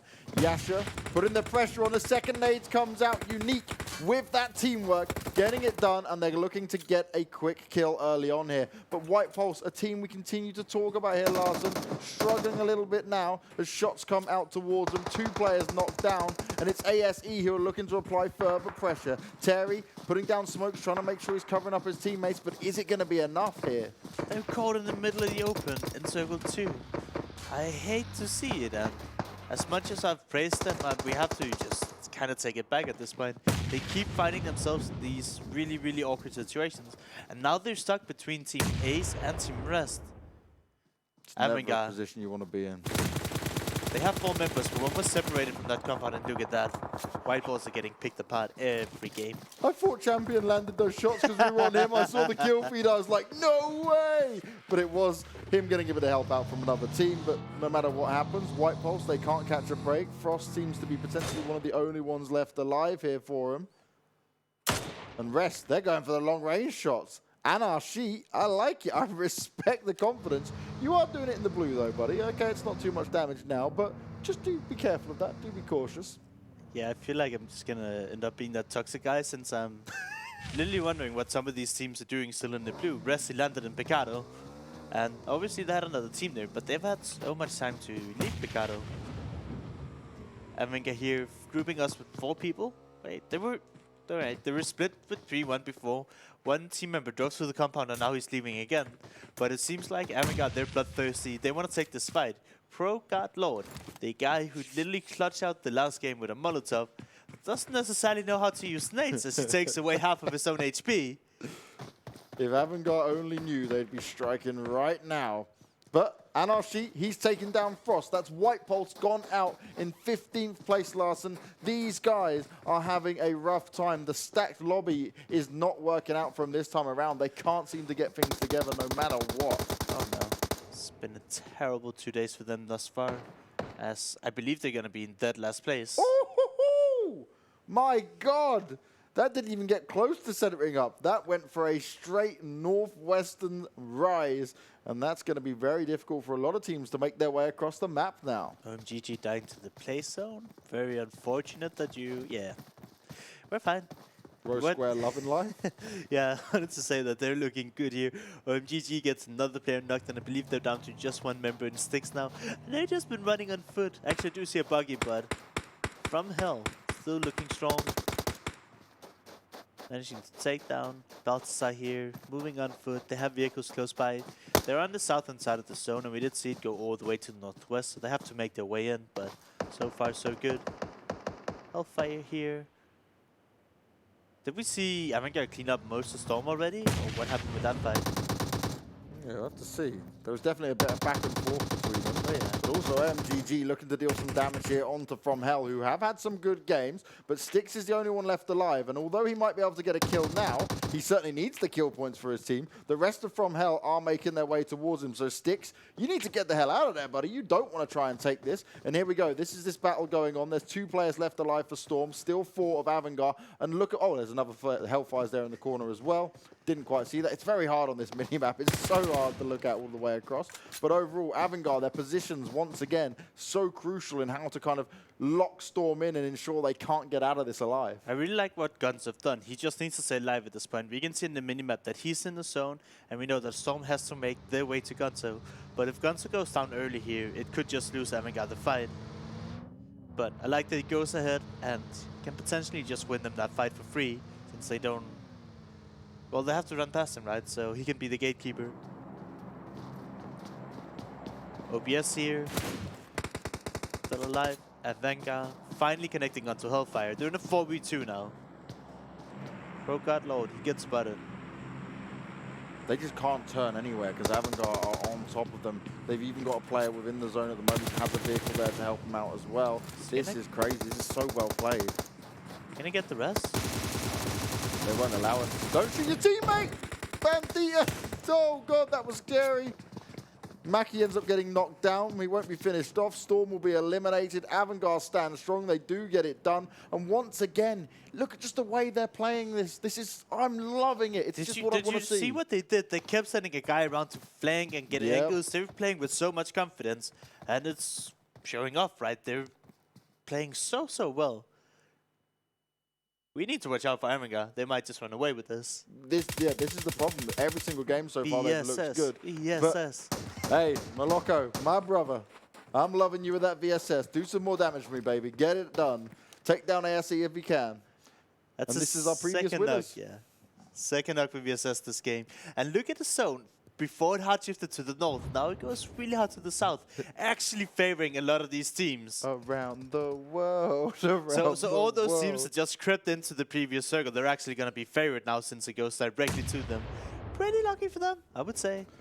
It's a fair way of the circles doing it. A lot of teams still with 4 players left alive as the circle does get smaller. Avangar got to be very cautious here, though. They've met into Rest, who have almost wiped them out there. One player went down. Gonzo's knocked on the floor, and it's all up to DGR to come in and save the day. But is it even possible at this stage? He's in the blue, if I'm looking correct, at the minimap, and he's not even moving, so that's not looking great. Not sure what he's doing, but that's not the way you want to go down. And I believe that's OMGG completely eliminated. They were just running around on foot, scattered, taking fights here, there, and here and there, and then like they're dead before Circle 5. Dying in the blue. Not the way you want it to go. We praised Avangar so much, they're now stuck with 1 player left alive. They ran into Rest, who had the high ground and just seemed to rip them apart. I really wish we could just see kind of what happens on some of these bit fights we're missing, because honestly, there's so many. Last member from Avangar drives right in behind Epic and gets taken out mid-drive. And I'm just playing music, enjoying life, saying, haha, we're here, we're coming for the first place. Yeah, as I was trying to say, the whole thing with Avangar is that they kind of find themselves in a position now where, yes, you've gone out early, it's not the end of the world, you've got plenty of points within it, but sometimes those games can happen, and that's the interesting point. How do they deal with that going forward? As B13, Fish Scale, he's ripping Rest apart, takes 2 members out of the vehicle as they're driving by, and that's the opposite of a drive-by. Instead, that's being driven by when you're trying to do a drive-by. When you're this player, you just love it when the 3 kills are being handed over to you. And really good spray control from this guy. You didn't see him just panic, hold down mouse 1. He was like, all right, brrr, 1 dead, brrr, 1 dead, brrr, 1 dead. Really good control of the recall, and that restfully out of this. Rest goes down, and this is where Miramar becomes a bit crazy. Maybe the lack of it being played in the actual competitive matches here for the Club Open has kind of been a reason why this is starting to go down, as Rosq now shooting onto FDP. Mutto's instantly finished off. His teammate goes out with a bang, and Rosq got a nice spot here right on the edge, and they've been able to gatekeep a team straight off the bat. That's just lack of scouting, right? Not paying enough respect or attention. You should be able to know there's somebody in that compound, and you never want to dive right by compound, especially in this low minivan. How many teams are fighting in the open, though? Like, okay, there's limited compounds, I get it, but I mean, there is not much cover. People already, at this point, on phase 4, are struggling to find places to hide. Oh yeah, but that's a beautiful thing about Miramar, is you can play this open terrain so much more than the compounds. Like, if you look at these buildings, they're not great. You can't cover 360 degrees like you can on a lot of other maps, so you're actually favored to play in the open. I'm just wondering what's happening with this bike. It's not looking great for Spear here. Now B13, we saw Fish Scale be able to close out Epic from afar. They are right on the edge of the circle, though, so when the next one pops, they may have to move. They've got to wait and see, but they've got a very good compound to fight from as of now. Epic, only 1 player left alive. It's Wenzy, and he's going to be on the struggle boat because all of his teammates have hit the deck. They're on the floor, and he might struggle to even pick them up. As Unique, I like what they're doing here. You've got a couple of cars to play with. Means you can use them as coverage and try and hide out on it. And we see a bike for the first time in a while. It's not so often we get to see that. But Wenzy, he is biking away. He's playing the Evil Knievel. He's the daredevil of our PUBG Mobile world. But he needs to be careful, because 1 bullet or 2, you may be dead. Yeah, I just want to take a moment to talk about this new zone. It went super hard to the south again, so all our teams on the northern side, they're going to have a hard time. I love the spot that BKB is going for. Up in this hill, you can lay down on the road, and as long as people don't push out from the compound, you have a good spot to play in. Wenzy here, he's nowhere near the zone, he still has to make his way in. You see Unique, they do this ever so often, where they have 4 vehicles, or 3, and then just try to get into the zone and then make their own little compound. And it works out thus far, as they haven't been taken out yet. BKB still lighting up the scoreboards there. Now, they are very close to Unique. They managed to get the knocks done, but can they get the kills? Beautiful nade goes out, and it does a lot of damage to the vehicles, but somehow, some way, Unique still managed to keep most of their players up. Only the originally knocked player still down, but he doesn't even die to it. Oh, no. But that's what I mean. Rotations are coming out so well from Unique. Spotted out Kingsman, but... Such good spray control from Nagi. That's impressive. Yeah. Unfortunately, though, FromHell has Kingsman's number and he's get taken down. And we still see more members that needs to cross this big open terrain, and it's not working out great for them. As FromHell, they're raining hell down from above right now. OBS coming into it as well. Trading players at the moment. Rosq pushing up. Look how fast Andy and Mello want to take this fight. They come over the hill. They come down spraying. They will find themselves 2 knocks. They're looking to finish off the last one. It's Makar to see if he can deal the damage, but it's not going to get it done. His team's going to be eliminated, and OBS once again struggling to breach into this kind of top 4 area that they would ideally want to see go out in 8th place. They got 2v4. That was very unimpressive. At the same time, we did see Kitsune. By the way, you sounded so disappointed with that. Very unimpressive. But I wanted to scream, Makar! We do love our Makar. We did see that Kitsune from Unique, he tried to push over to BKB and got killed in rotation. That's why there's a blown up minivan. Now Unique is down to just 3. They do manage to get 2 opening knocks onto BKB here. And if they have a few more smokes, they might be able to make the cross. Unique, they're going for this, but Whitey from Hell here, he's raining down. Nice. And he managed to take down Whitey. Oh, he's got to be careful though, because shots coming back out towards him. Has to drop the first aid kit, and rightly so. He may have done damage from afar, but it's not going to work out this time around. Tomato's running, trying to get himself into this. He needs some backup from his teammates as well, as Unique have got close. They're applying the pressure, and how are they going to be able to handle it? Unique are everywhere at this point, and BKB, they're just looking for a bit of information to play off. Tomato tries to jump in the building. He takes further damage. The nade, needs to pop the first aid kit, and there's so much damage to be had here. Oldboy gets taken down by a nade. So it's only Yasha standing right now, and he's thinking about getting the rest. Oh, he jumps off just in time. Is he going to be able to close this out? Both the BKB players were very low on health. One's definitely been able to get the first aid on. And I love this old boy. He's just baiting it out. He will go down, but he's finding out the information for his teammate. Yasha needs to play this smart. He manages to get 1. Can he get the second? It turns into a 1v1. And he does not have much health. Yasha needs to play this so smart. He's able to get the kill onto one of the knocked players. But what about the final player left standing? He's on the kill-hungry mode. He's going dragging, and he's going to be able to do it. Yasha, with a bit of backup there from the Rosq players, gets all the damage done, but now he is alone, and that is not what Unique would have wanted. That was so well played from Oldboy. I love how you called it out. He was literally blocking the way from the BKB players so they couldn't push Yasha together at the same time. And thanks to Oldboy helping out his teammate as he's bleeding out, he was able to take 2 1v1s, win the initial one, and then he was fortunate enough to get some help from the side, so he didn't have to take the last one. But Unique, they come out ahead for now. But they still have to make it into the zone, as I said, that they get taken down in 6th position. But they managed to get a few more placement points and kill points. Sometimes that's just the way the cookie crumbles, but what an interesting way for that to happen. Ultra's still alive as well. FromHell still in it as well. Again, a top 6 finish. 2 games in a row.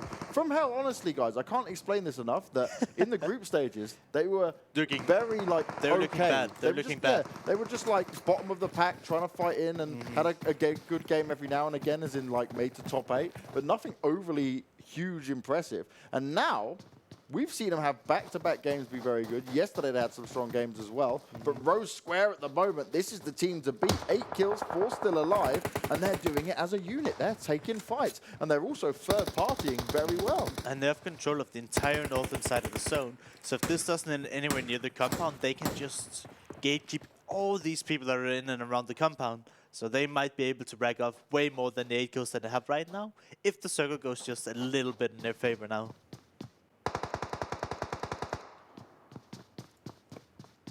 B13, they have the bridge as well, so right now it's looking really good for Rosq and B13, just depending on if these 2 teams decide to fight each other or gatekeep the compound. I say that, the compound gets another circle pretty much, and a lot of these teams don't even have to move that much.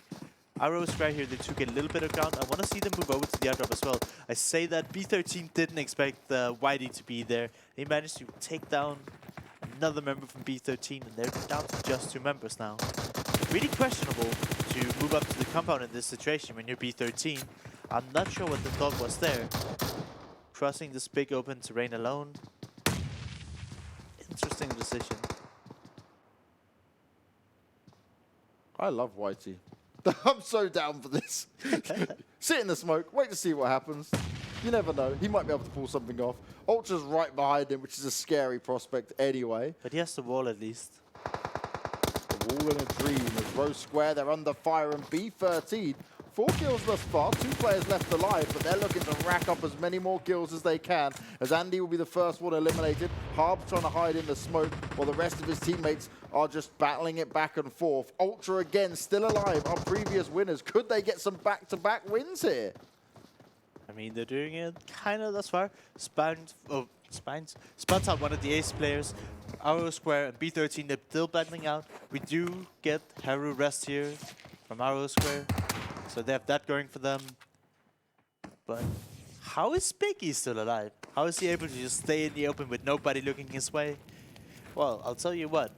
Whitey is finding more kills using the Molotov. Since the circle is so small, Whitey here can tell exactly where all the members are inside. So it's easy kills for him. Rosq gets an opening knock into B13, and they're now in a 2v1. B13 is going for the immediate res, and I expect Rosq to do the same. So even though they trade back and forth, nothing much is happening. But we can see here Ultra is actually getting taken out by Biggie, who's just laying in the middle of the open. They have 2 knocks and it's down to just 1 member. He is getting the rest of spot. Finds himself 1. Harb's going to be knocked down on the floor. Very back and forth. This has gone into a crazy one. There's so many times Harp have been rest. I think this is the 3rd rest in the last 2 minutes. We're down to just Ultra and Rosq now. And look at that. How have these guys, Ultra, in the entire last game and this game, they're getting every single circle. And this circle yet again favoring them from what I can see.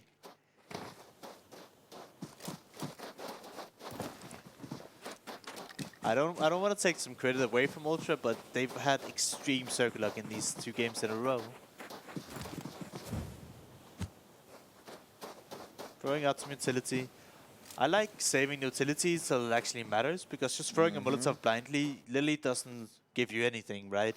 So I would call that a bit of a waste. Throwing out these smoke grenades, that's fine, but when the circle gets really, really small, you know where your enemies have to be, and then the Molotov just becomes worth so much more. Stark and Moloko need to be cautious here. They may be outnumbered, but they might have the element of surprise on their hands. And it's all going to come down to this first engagement. Stark doesn't take the shots just yet. He may have spotted out Harb, and he's waiting, ever so patient, on the trigger finger. And this is the way to get it done. Fires off the first few shots, couldn't make it connect, and this is where it becomes a problem. Stark low on health. He's not going to be able to med himself up here. And this is where Rosq, they smell the blood, they go on the hunt, they go in for the kills, and they get the win. That is the way you get it done, Larson. And that was an impressive performance there from Rosq from start to finish. Even when the pressure was applied, they were fighting out in the open, they were getting the job done, they got the kills on the board, but also, most importantly, they now get the win. Ultra, though, nearly back-to-back wins. Very well played from start to finish. They weren't gifted circles. Again, didn't go in for high kills, but ultimately, they still proved that they can deal with harsh scenarios. Oh, yeah. I do disagree a little bit. Ultra, they were very safe and sound that compound for like 4 circuits in a row.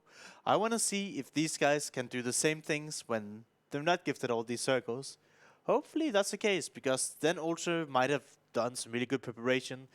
I did say that I was a little bit disappointed with the way they played before coming into today, but they've been able to hold their own, and I want to see them moving forward. Magic, once again, they get a top 6 position, I believe, doing really well for themselves. Rest here.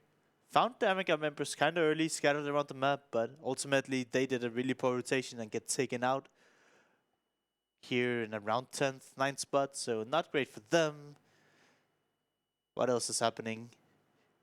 B13, 2 decent games from them. They don't manage to close it out, but they're racking up points. They have plenty more chances.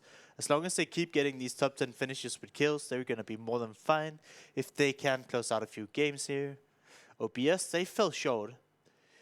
Like, OBS, the first week, we saw them absolutely destroy. And ever since that, it's just been way too quiet for them. They're just barely holding on. And you make a really good point, because in the week 1, right, we did see OBS and we were very impressed. And in week 2, it wasn't like they played bad, but it was just like it dropped off a bit. It wasn't a strong performance. And we put that down to potentially who's in the lobby, right? As in they're playing against more stacked teams coming in there. But actually, it's kind of crazy, because there's one thing where we say it and we say, OBS, yes, you can be good, but you need to deliver now against some of the best teams. One team that delivered is Rosq. They pulled it off this game. And I love to see how confident they were. They took the 2v4 versus OBS and won it. And they didn't question it for 1 second. They were like, hey, we got a dog. We should push in this. We got this. And, you know, that's how you close out games. When you have these players that can make the call, have the confidence in themselves to make these game-winning fights. Rosq, 42 points. Closest to them was Ultra on 28, and that's a quite big disparity. Normally, we at least see the second team or third team having a bit closer in terms of that. We get 23 up on ASE. They're going to be very happy if that kind of come in once again. BuzzKillBros, not bad at all to get 12 out of it, but it's more down to what they can do on these following 2 games when it comes down. FromHell, we have to keep pointing them out, mate. They just turn things around. They've certainly just brought a different level now to it all. One thing I thought about and saw here is the reason why all of these points are so spread out is because of these Jurassic Hardships, right? Yes. A lot of teams were forced to fight each other earlier than they would have wanted to, and that spreads out all the kills. Instead of saying it's just one team who had the zone, who just had to hold off people, so many people had to rotate. And they had to rotate fast, so that's why the kills have really spread across nicely. Besides Rosq just getting a few extra towards the end. And that's the thing, right? For Rosq, that's one thing I'm going to be saying. If you can now at least have 1 or 2 good games within the top 6, that's where you solidify yourself straight off the bat, because this is a big win in terms of points, and it looked very good. One thing I said about them on the first game, right, on Vikendi, they stick together as a 4. Yeah. The way they breach compounds, the way they actually attack into teams is very smart. It's a different style to what we see from Avangar, who like to play the more, okay, we'll build like our mini little platoon around it and then have players in all different locations, and then we'll attack into it as a unit and play it smart. Rosq like to take the fight 2 teams, but do it as like, let's go together. And they have a plan. You can see the cogs turning, and they're like, okay, we've worked this out. This is the quick math in our eyes of how we're going to get it done. Yeah, and they do really good with you know, backing each other up. When they had to push, they always had at least one guy, you know, looking over their shoulder while the rest were running. And they were like kind of going in formations to some extent. Yeah. And that's something you just see some teams, you know, just get 4 in a vehicle and send it. These guys, they were playing it nice and slow, and they were actually scouting and taking these fights really, really well. And I think for Rosq as well, from what we saw from the groups going into now, I can see a gradual improvement. It's not like a huge improvement, because they've always been on a level, but it wasn't a team where we went every single game, oh, Rosq, definitely got to worry about them, definitely got to be like, that's a keen team to keep an eye on. This has been, we've got better, and we've got better, and we've got better. Now you get a win, but I mean, I want to see this continue if they want to deliver it on the top level to ensure they don't get knocked out on the next stage. The team I'm going to point out again, White Pulse. Oh, it's tough, man. It's almost heartbreaking. It is heartbreaking, right? They were one of the absolute best teams coming out of the group stages, and we've seen them now play 6 games, and they've had very, very, very lackluster results. And if they keep having, like, I would even say 1 or 2 more of these games, we can almost count them out. Unless they literally go away and win like 4, 6 games in a row, they just don't have a chance of making it into the top 6 teams. Throwing away 6 games and maybe getting like 50 points in total, that's not enough. I don't even think they have that many points, if even, but we're going to see it now. Oh, no. But it's like every game, they're just out super early. Yeah, this is the problem, right? So we're looking at, this is the overall standings at the moment. They're not even within the top 16. Which for a team like White Pulse, we would have never expected. You would always be saying at least within top 10, most likely top 8 prior to this. If you were going to give me a prediction... But like another thing to mention, right? Sorry for interrupting. B13, they played 4 games. White Pulse, they have 6 games, and they're not even in the top 14. And this is the thing. If you're going to say to us at the beginning of this semi-final stage, you wanted me to give a prediction, I would have never put White Pulse without the top 8. It just wouldn't happen. But if you guys want to look at the standings and look for more information, if maybe you want to check the rule set because you think actually team kills can happen when they can, because you don't believe what we're saying, because some people are just morons, you can head over to clubopen.pubgmobile.com. You can also subscribe to our YouTube channel, and maybe you'll be able to watch some of the other regions, check all the action going on. And please do subscribe to that YouTube channel, because honestly, we do the live broadcast there as well as Twitch and everything else. And we also have all the VODs overall. And it's a great way to actually see, okay, how some of these teams faring, how some of the other regions looking, and overall just good fun across the board. We're going to go to a break. I'm going to keep annihilating that guy in Twitch chat. I will see you guys very shortly.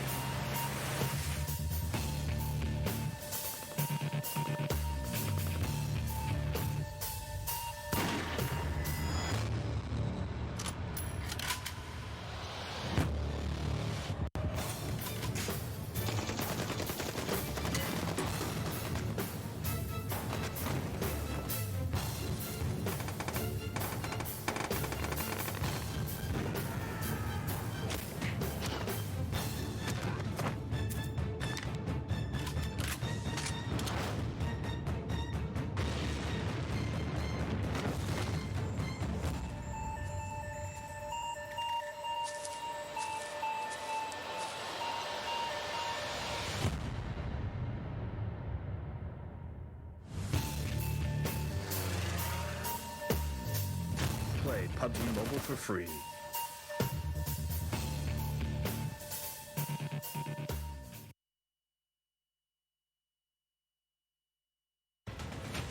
Zombie, Darkest Night, the newest mode in the zombie universe, is here. This time, the rules are different. No more parachuting, as players will be placed at random locations on the map when the match begins, and there is no single winner. Players must work with their teammates to spend one long night in the match and stay alive until the sun comes up. Waves and waves of zombies will spawn during each of the 3 foggy periods at night, and supplies should only be scavenged when the fog fades. The main objective is not to defeat other players, though this doesn't mean they are harmless. Players may need to work with other teams when necessary, but should also watch their backs in case the Fragile Alliance goes south. This will be a unique experience for every player involved. This new mode also comes with a passive skill for every player. Understanding these skills will be the key to staying alive in this long night. Can you ride out the night?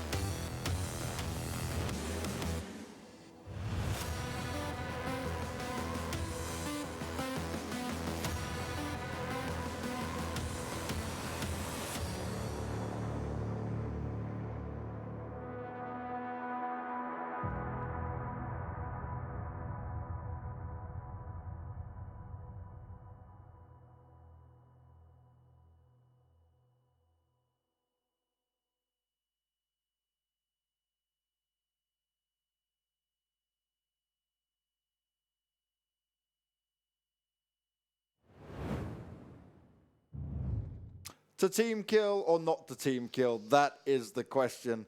At least that's the answer that I know I'm right. I saw what I saw, and that's the way it went down last. And as we move on to Erangel, I'm going to stop being triggered by the absolute moron. We're going to continue commentating because, you know what? We're good at what we do. We have some fun. We bring the action. We can only cast what's in front of us. And actually, we've had sick games, and 99.9% of you guys in all the chats are amazing, and we love you. But that guy, yep, screw him. Screw him into the ground. Yeah. We're moving on to Erangel, something we all know and love. At least I personally, when I play PUBG, I'm like, Erangel, that's my go-to map. All the other ones, I mean, I'll sometimes play them if I played maybe 10 Erangel games in a row. And maybe it's the same for some of these players. I'm the same as you, right? So if I sit there and I play Erangel, every now and again I just mix it up just to throw me off because I'm like, I almost get into a point where I've played 5, 6 games of Erangel and then I'm like, wait a second, I just keep dropping the same place. Why am I like, come on? And then I just have to like have a little mental reset every now and again. Maybe like a mental reset like that guy needs to have. The guy from chat, the crazy man. Let it go. Let it go. Let it go. But no, this is a map that we expect all the teams to do good on that actually wants a spot here. I don't think there's any excuses to not have good performances in Erangel. I think it's the most balanced map, just in terms of terrain, vehicles, rotations, etc., etc. If you're good, you will be able to do good on Erangel. Now, one thing to point out here is, welcome to the lobby. Bear in mind they've not played today. 2 more games have gone by, and Avangar have only just about overtaken them, which just proves how deep Welcome to the Lobby can go if they have some good games coming into tomorrow. Because remember, guys, we're looking at Group A going up against Group C at the moment. And overall, when we look at these standings, I'm still very scared for some teams outside of this, but there are a lot of opportunities now for the teams that have played the 2 games to say, well, wait a second, we need to now step it up. And Avangar is certainly one of them. And Avangar have not played bad. They're playing very well. But that game where they went out earlier, just gone on Miramar, is the one where you say, well, because you don't have that massive point lead, it can be a bit of a problem later on. Yeah. Luckily, though, they only need top 16 this time around. Yep. But after this round, we go to the EU regional finals, where only 2 teams will be able to qualify for the global spring finals. So yeah, then you can definitely not allow yourself to have any bad games, really. It sounds kind of rough when you say it, but that's just reality, right? 2 spots is nothing out of 16 teams. And that's the thing, right? It's all well and good. It's like, by the way, to even be amongst the top 32 teams that we had begin here for Europe, out of hundreds and thousands of people playing this game, it's literally a crazy moment where we sit there and we say, wait a second, you are still a great team. Just because you didn't make top 2 doesn't actually mean that you are bad per se. Definitely not. Here we see a plane that favors everyone that likes to go on the eastern side of the map. If you like to loot Quarry, Brimmusk, Georgiopol even, you're not going to have the greatest of beginnings here. And we have seen a lot of teams actually favor the South Georgiopol containers very much. So we might see some teams rotate over to that direction. Ultra, they're going to where they always want to go. They're going to the military base. Yeah. We see Rest. I don't know why I thought Rest was one of the teams like to go to containers, but they're going to Nova in this airplane. Avangar, yes, they always do. They're going to Military Power. White Bulls, they've been dropping in Snaya yesterday. They're doing the same again today. And we have a lot of Pachinki teams. OBS, they've been keen to drop there before. Storm, they're going back there again. I remember BKB have been dropping in Pachinki. So we might see some contesting there. Unique, I feel like they change it up every game they play. They're doing a shelter prison, maybe even Lipovka split here.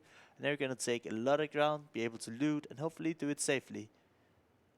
We do have a pretty much the most neutral zone I have ever seen.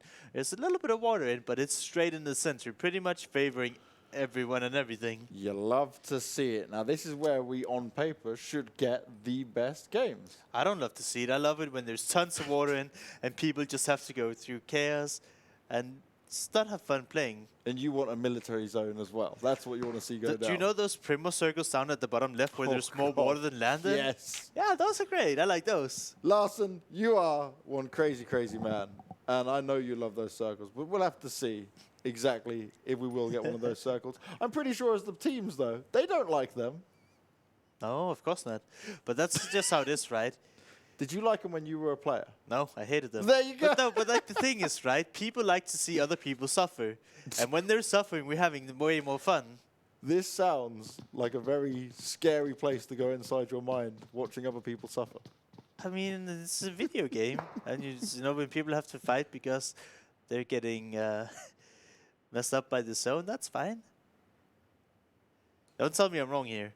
You always enjoy it when other people are not having a good time. That makes it more enjoyable to watch. It makes it more enjoyable to commentate, that's for sure, when we get these crazy games. Now, FromHell, once again, is a team that I'm certainly going to keep my eyes out on, because on Erangel, these guys have always looked strong. But most importantly, today in general, they have looked strong, which is a crazy thing to say, because I did not expect that once we got here into the top 24 teams. A team that has not been looking hot is on our screen right now. It's CZ. They've had 2 16 spots today. Yeah. Ended last. Oh no, and they're meeting with White Pole straight away here. Again. They were the ones that got taken out in Badvosto and Vikendi by White Poles. How does CZ keep doing this? I did call them out in the previous game saying, hey, are you guys even taking this serious? If you're taking this serious, there's no way you can go out in 16th position 2 games in a row to some extent. And if they really commit to this fight again and get a 3rd 16th spot in a row, I'd be very disappointed, right? It's like they're not even trying to get to the next stage of the tournament. Yeah, no, they have to have a quick turnaround here. Rain DX able to try and fire back onto some, but Class is the one who's going to get the knocks on the board. One player, it's Terry, has been knocked. Frost is pretty low as well. And I could be a little bit scared because there is one thing that's going to be very scary for these players is how much meds are around to keep them healed back up. It's CZ, though, who will be massively on the back foot because they're not even able to push in beyond this ridge just yet, especially with that VSS tapping away. He's doing work with it, though. He did get a knock with the VSS, and you know exactly where K-Last is. But I'm happy. They're not committing to the fight. They don't want to go out in 16 spot again. And that's what I keep pointing out. If they fight here, they're basically fighting for nothing, right? You would get, like, it would literally benefit these teams more to disengage from this fight and then just loot. Find the vehicles so they can get into the zone. I mean, it's a center zone now, so you don't have such a long way to go. But committing to this fight is just not beneficial to neither of the teams. I mean, if you kill a full team, sure, you get 4 points. But if you lose a member, it's probably going to end up losing you more than 4 points in the end. So I'm just not a big fan, especially not when you, like, both these teams have had horrendous games in this first start of the semifinals. Now, FTP, they're always playing at the containers. They're always going for this position. We've seen them multiple times be challenged here, but this time they've got a bit of space to work with. So can they get off to a good start here? Because yesterday we did see good games from them, right? They got that win in there. They now need to turn it around when it comes into the layers. Apo from CZ as this fight between White Pulse and CZ continues to go on. I'm just why are you guys doing this? I mean, it's okay to see, but if these teams had solidified their spot in the tournament, I'd be all for it. But these guys, they're literally like in the eliminations. Like if they don't do good, they're out. This is not how you want to spend your time if you're facing elimination, at least not if you ask me. Class has got to be careful though. Getting a little bit over-aggressive, jumps up, wants to be able to take down the knocked player, but instead, a barrage of bullets come his way. Now, he doesn't get knocked, but his teammates are pushing forward as well. Kozak's able to knock one, but he's got to be oh so careful because there are plenty of other CZ players, still two of them, and Hoka in the back lines behind that tree could do some big damage. Kozak's not going in for the heals. He does have meds to use, and honestly, I didn't like this. He's now dropping the first aid finally. He's got some painkillers as well, but just play it smart. Grind it out here. Who got that last kill? Was it White Post? I was wondering because we saw Epic, they were here in Yasnaya earlier.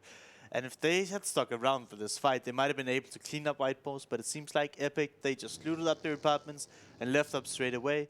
And White Post manages to take out CZ for the third game in a row where they get 16th position. And you really have to wonder, what have these guys been spending the past week on preparing? Probably going in for engagements, but maybe not backing away from engagements because they never seem to turn down a fight last, and that's the problem. Now, there is always got to be a team that finishes last place, but out of three games you finish last, you've kind of got to start to second guess yourself there. Yes, you can have a bad day, but hey, you'd be better off just going super passive and just proning everything at this point. Oh yeah.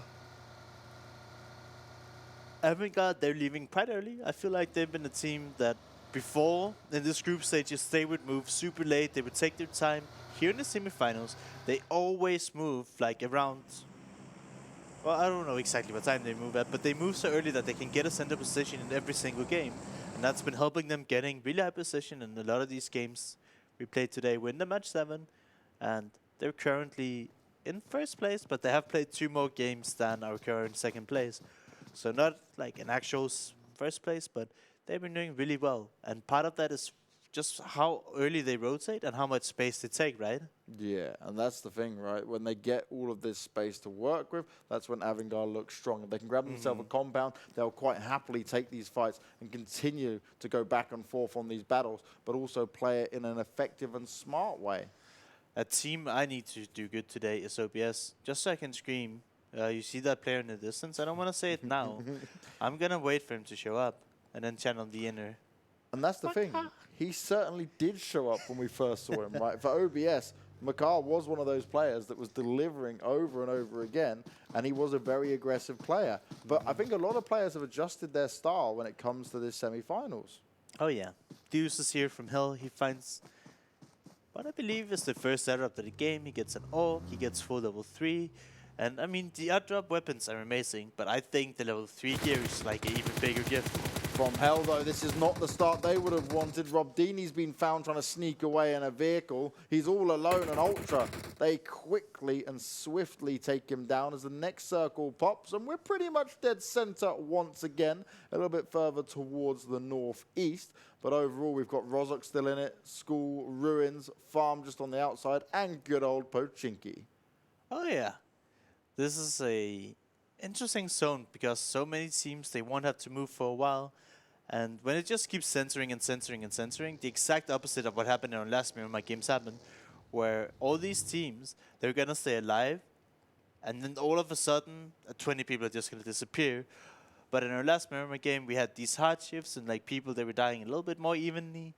Here, a lot of these teams are just going to be chilling for the next long time. Team they're still chilling is White Post, as they're just looting up. A team that has not been focused that much in early positioning, and has just kind of played the edge. But then as soon as these hardships comes, they just don't manage to get good rotations in. Dom here taking some shots onto Rest. One of the Rest members stopped in the compound, and he's alone here while the rest of them are driving away. Oh no. Solke, the nade's pinned. Timing's going to come into it. Spraying out, lots of damage being done. Rest, Solke, he starts off strong. Looking in for the second, he gets 2 knocks. That's a huge spray down. Very well played, and he's going to go in for the kills. The rest of the Storm players, they're quite far away, but you can see it. He was trying to bait him out to make sure he goes in the open but he needs to now get his teammates in. Nades are coming out towards him. Damage is being done, but with the distance he's got on the other players of Storm, he's able to get the first aid kit off and will be able to reposition himself, but he just moved before he popped it. Timing's not going to work out. Nades also coming out doing damage to his teammates. Rest do need to be careful. Don't overextend here. Play together as a team, play as a unit, and find these last two members of Storm. Because if Sulke managed to get those 2 knocks, which he should never have gotten. Agreed. The rest of his team turns around. They left him there to die, but then he's like, hey guys, it's free, come back now. He's like, I am the god, I can do it. And they're like, oh wow, we underestimated you, Sulke. Well played. Okay, we're coming. We agree with you now. Rest now find himself in the center of the zone. They are split with Storm, but they do know if they need to take them down later, they're down to just 2 enemies. And that makes it a lot easier to push, right? But there's no reason to risk, in my opinion, to push over the road here and like clear them out. Crossing this area, you might lose a member or 2, even more. So you're going to be content with just being at the straight center of the zone, and you're probably going to be in a little while longer. Now, Gabella here has so much information.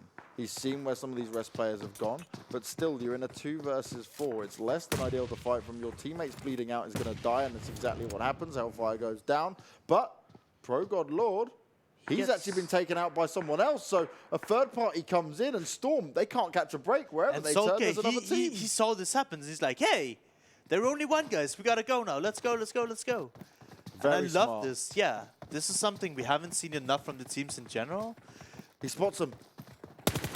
Goes in for the spray down. They've got the cover, just a little bit of the rocks in front of him. Sulke wants to go for this, gets a Molotov out, throws it forward. Is it going to get all the way across? No. Oh, wow.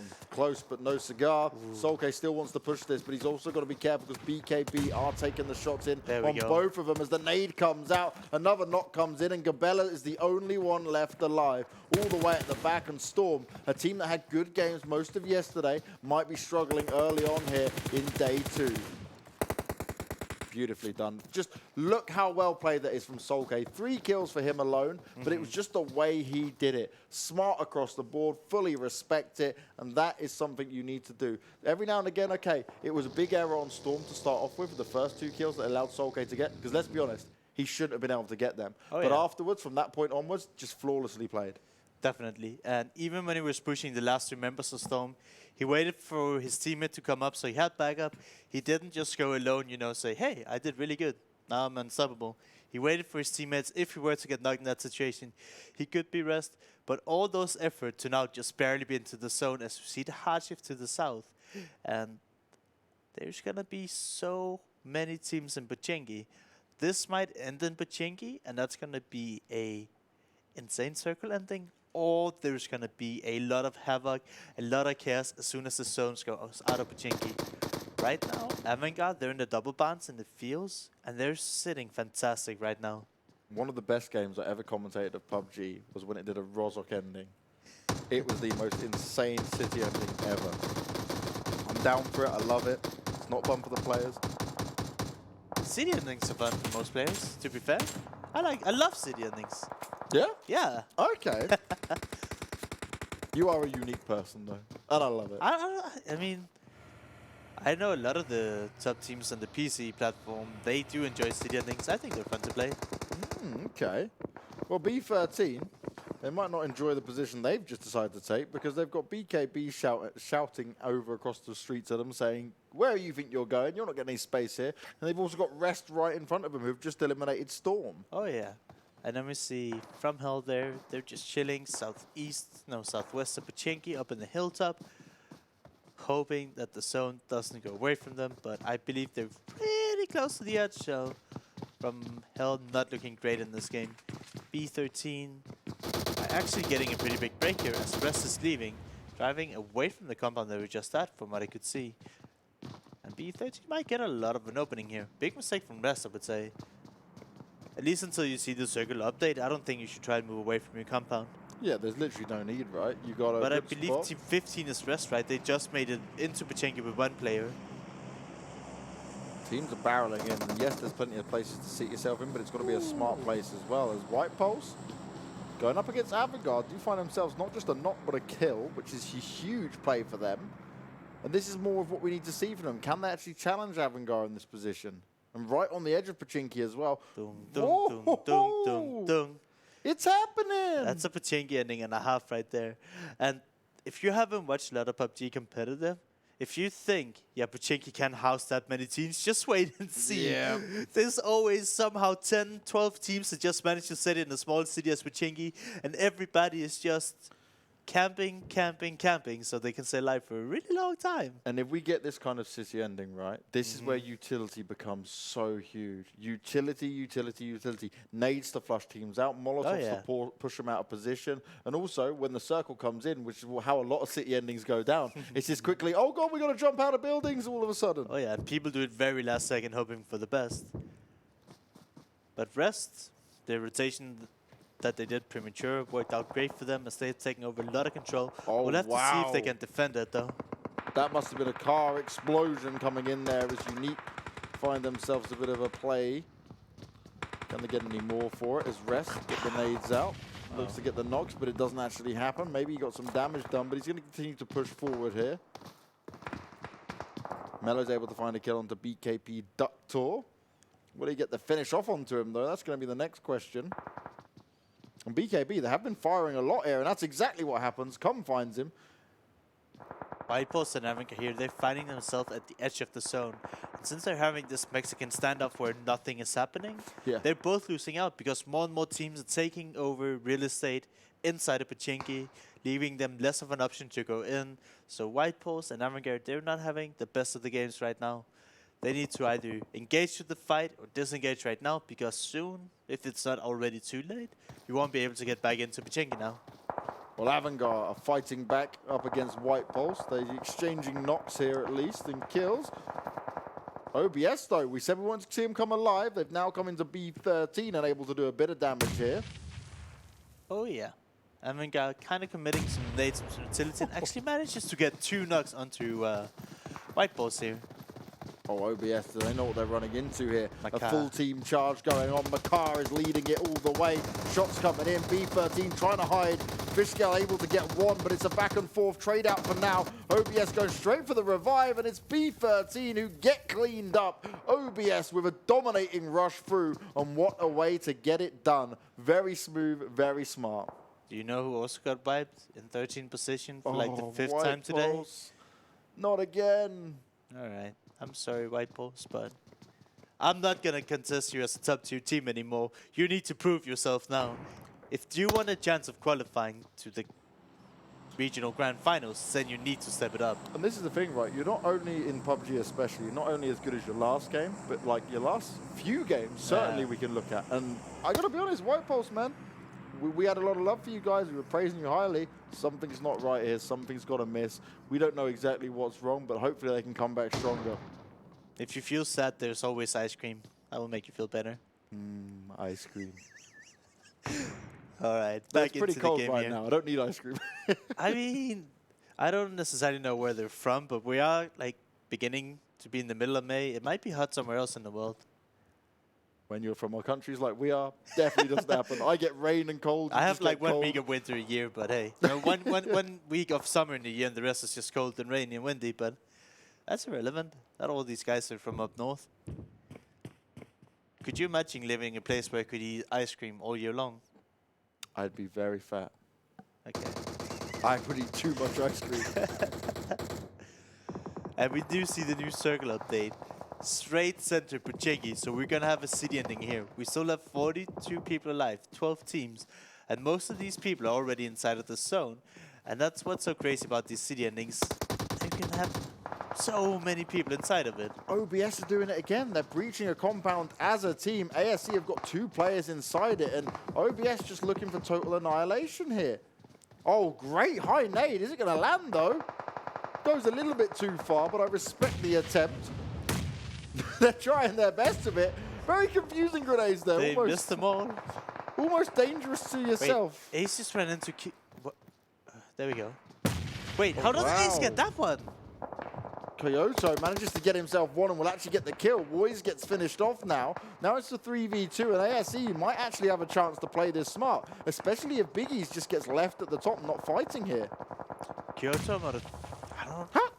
These nades are just not working out for OBS. They're going to be kicking themselves. There's no way Ace should have been able to jump off the building there and get a free kill.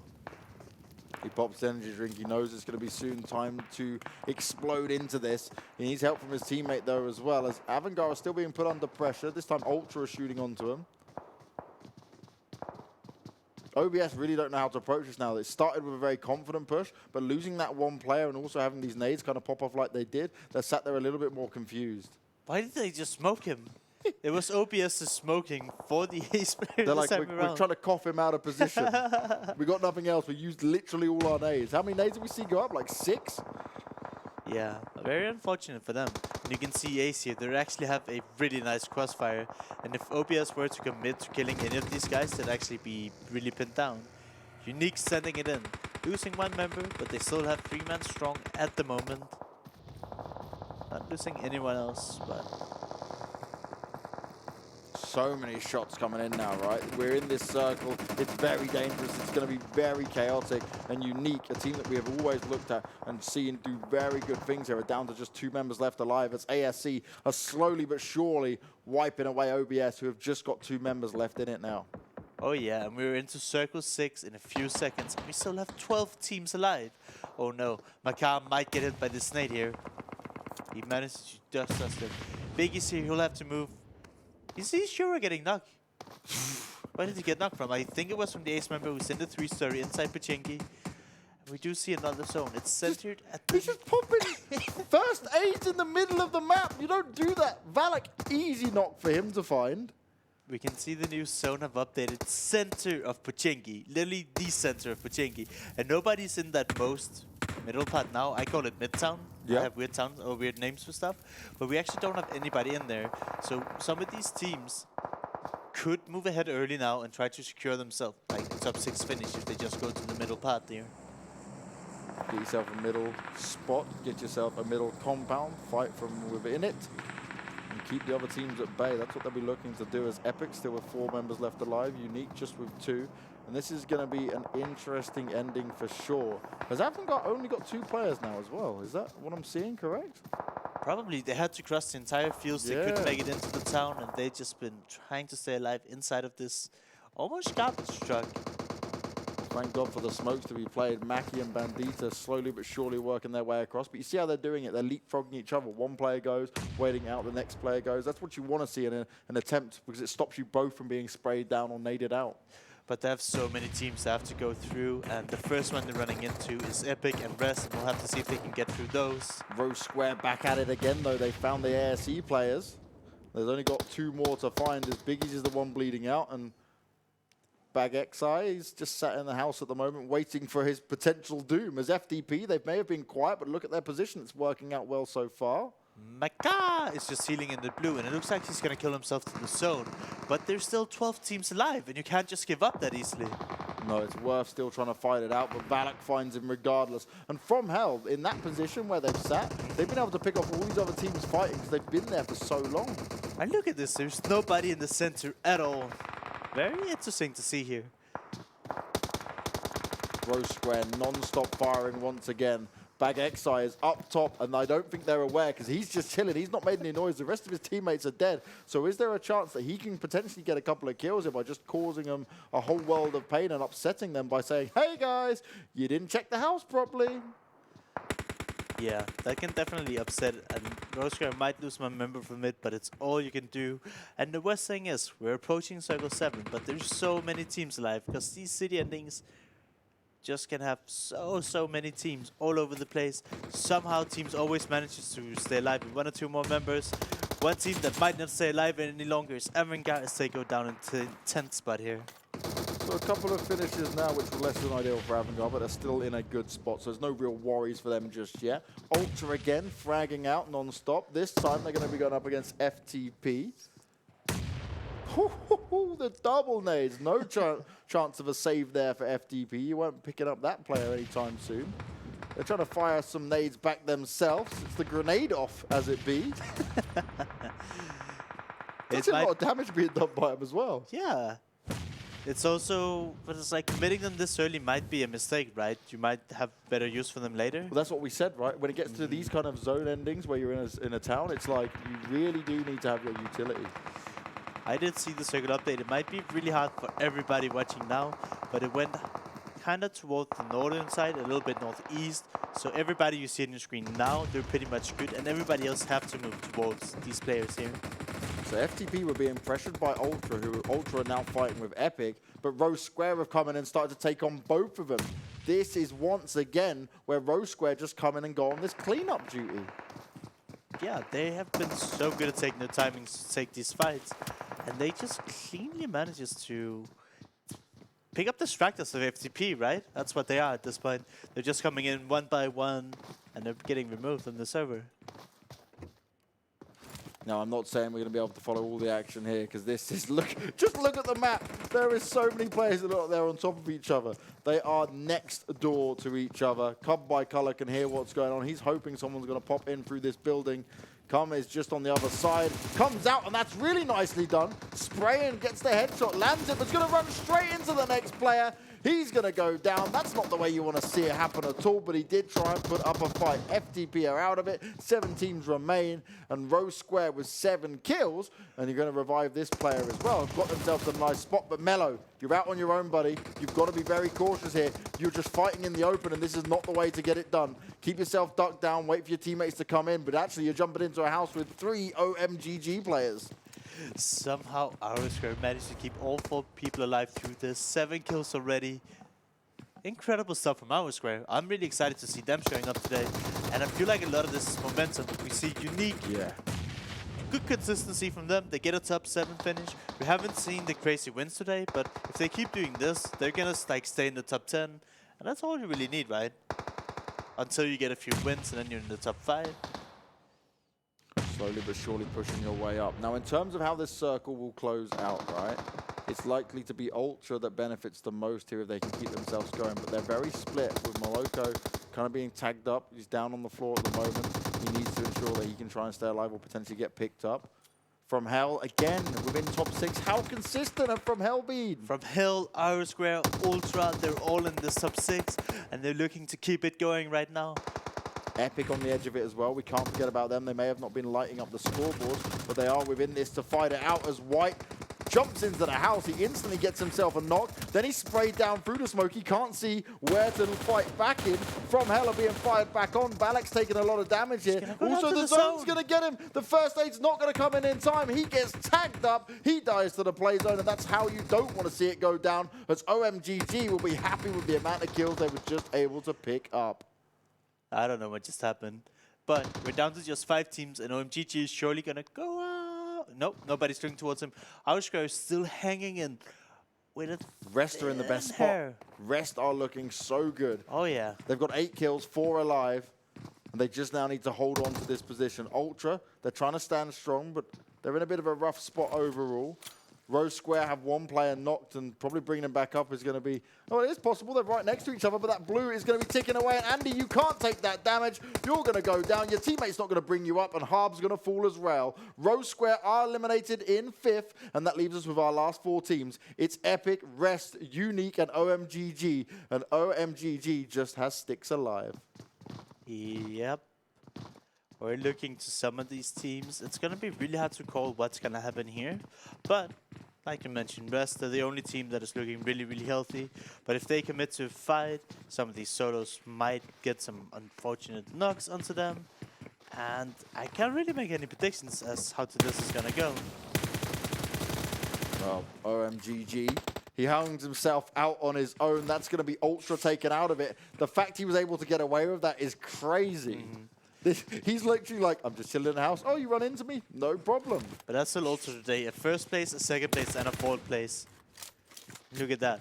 One of the Rest members went out alone and gets immediately picked apart. And that's the problem here. They're going out one by one, not covering each other.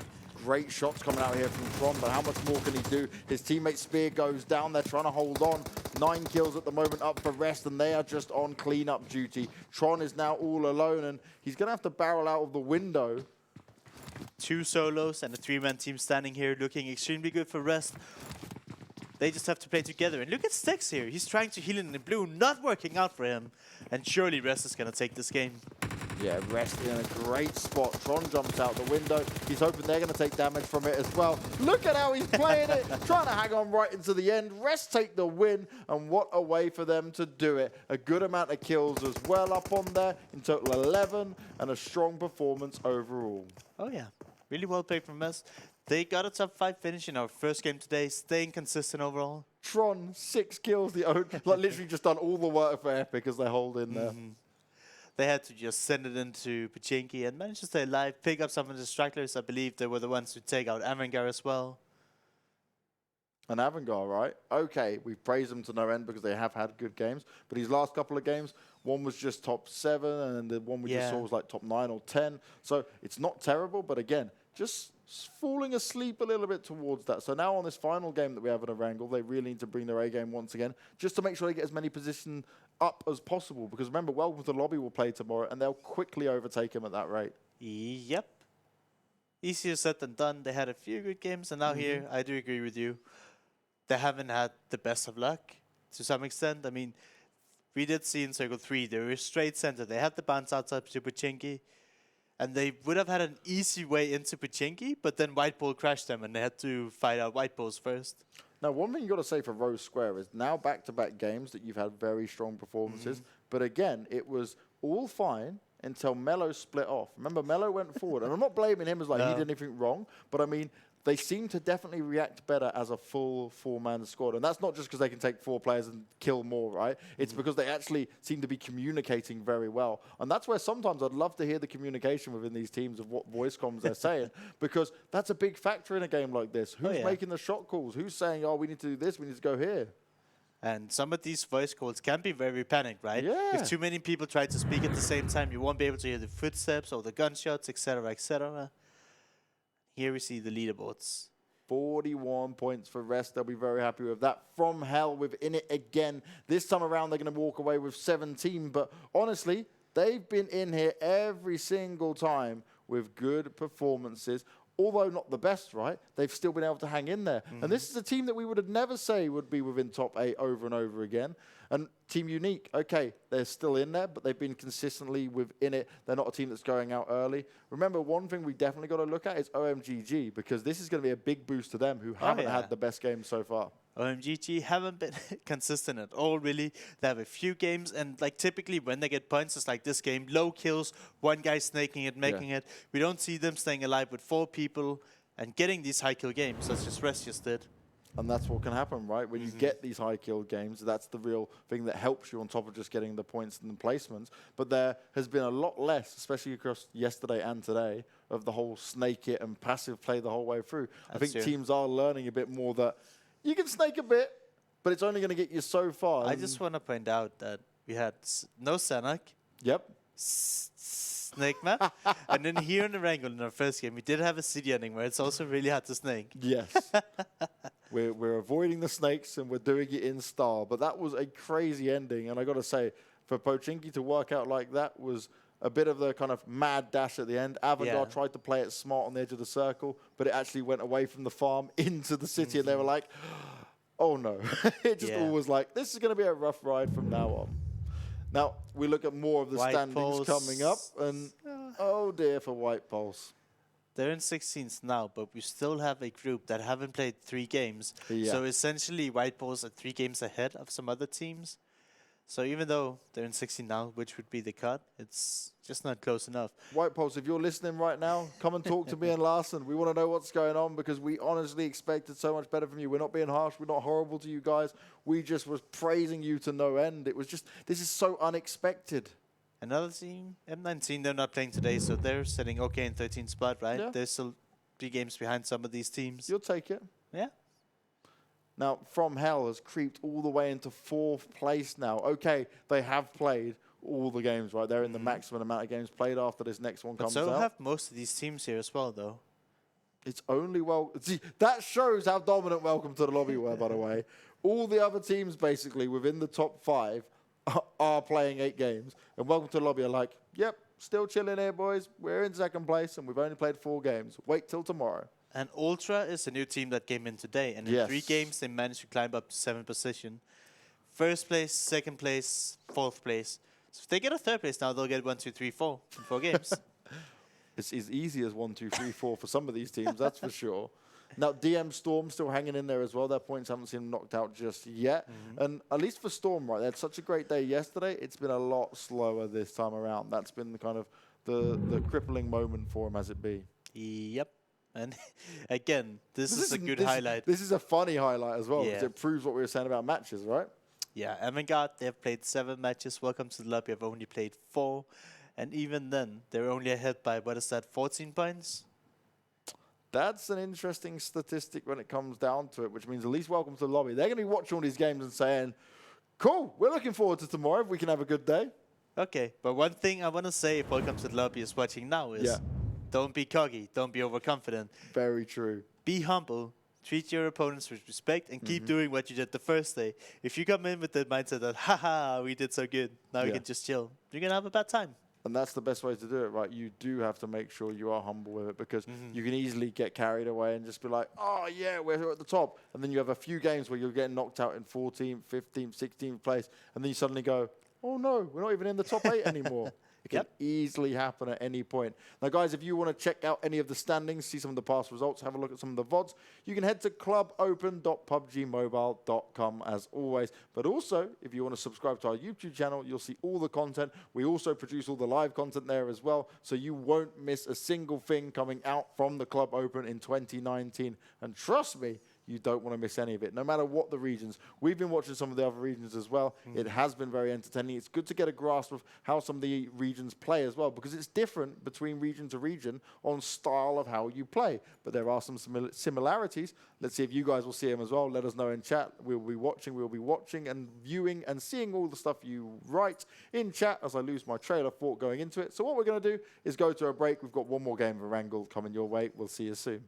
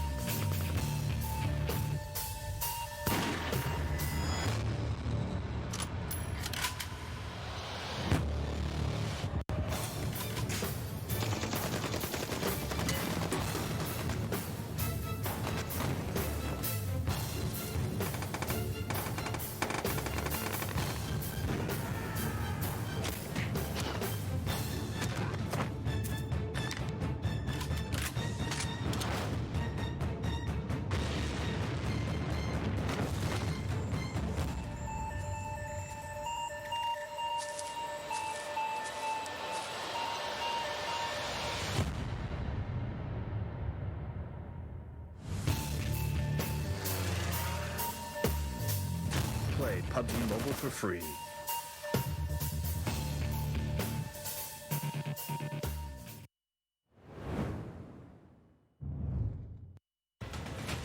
Zombie, Darkest Night, the newest mode in the zombie universe, is here. This time, the rules are different. No more parachuting, as players will be placed at random locations on the map when the match begins, and there is no single winner. Players must work with their teammates to spend one long night in the match and stay alive until the sun comes up. Waves and waves of zombies will spawn during each of the 3 foggy periods at night, and supplies should only be scavenged when the fog fades. The main objective is not to defeat other players, though this doesn't mean they are harmless. Players may need to work with other teams when necessary, but should also watch their backs in case the Fragile Alliance goes south. This will be a unique experience for every player involved. This new mode also comes with a passive skill for every player. Understanding these skills will be the key to staying alive in this long night. Can you ride out the night?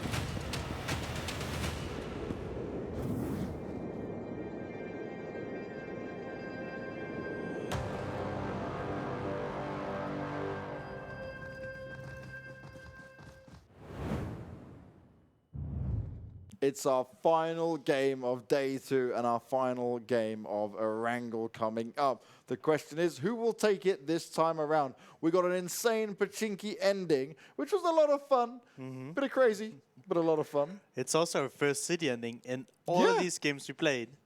Actually, when you think of the amount of games we've seen, that's impressive on its own. Definitely.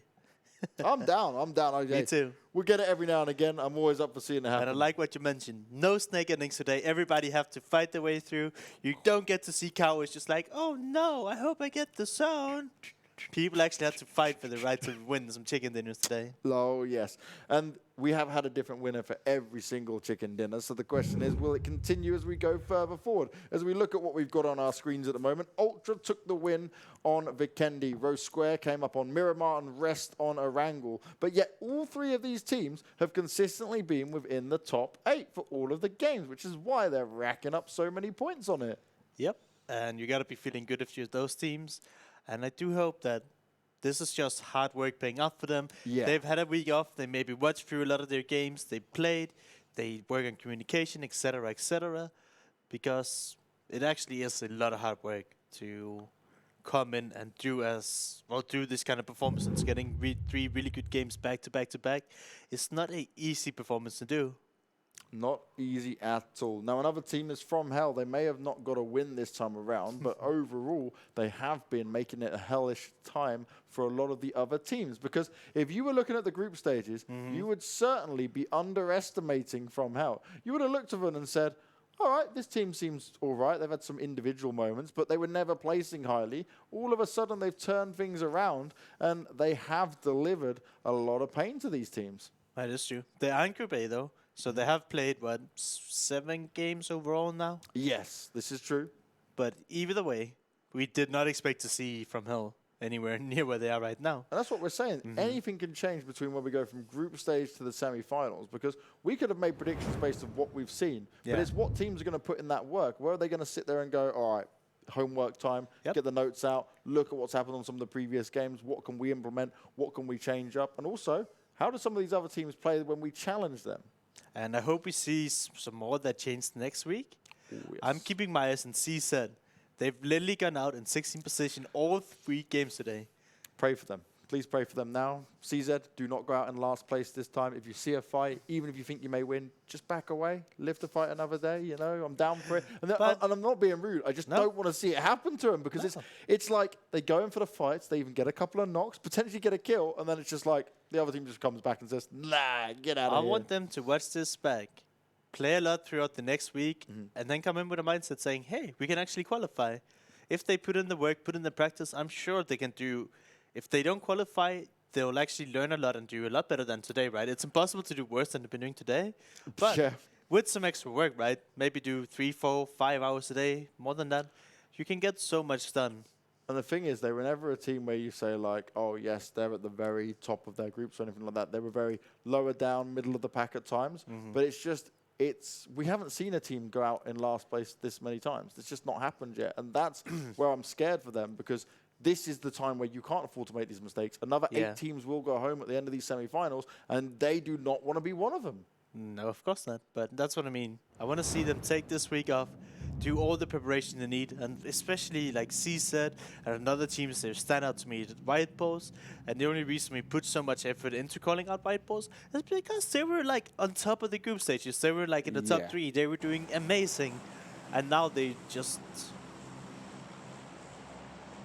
I'm trying to think of a nice word to say how you now they just drop the ball? Drop the ball, exactly. And another drop of the ball is probably this airplane that not many teams are going to be very happy with.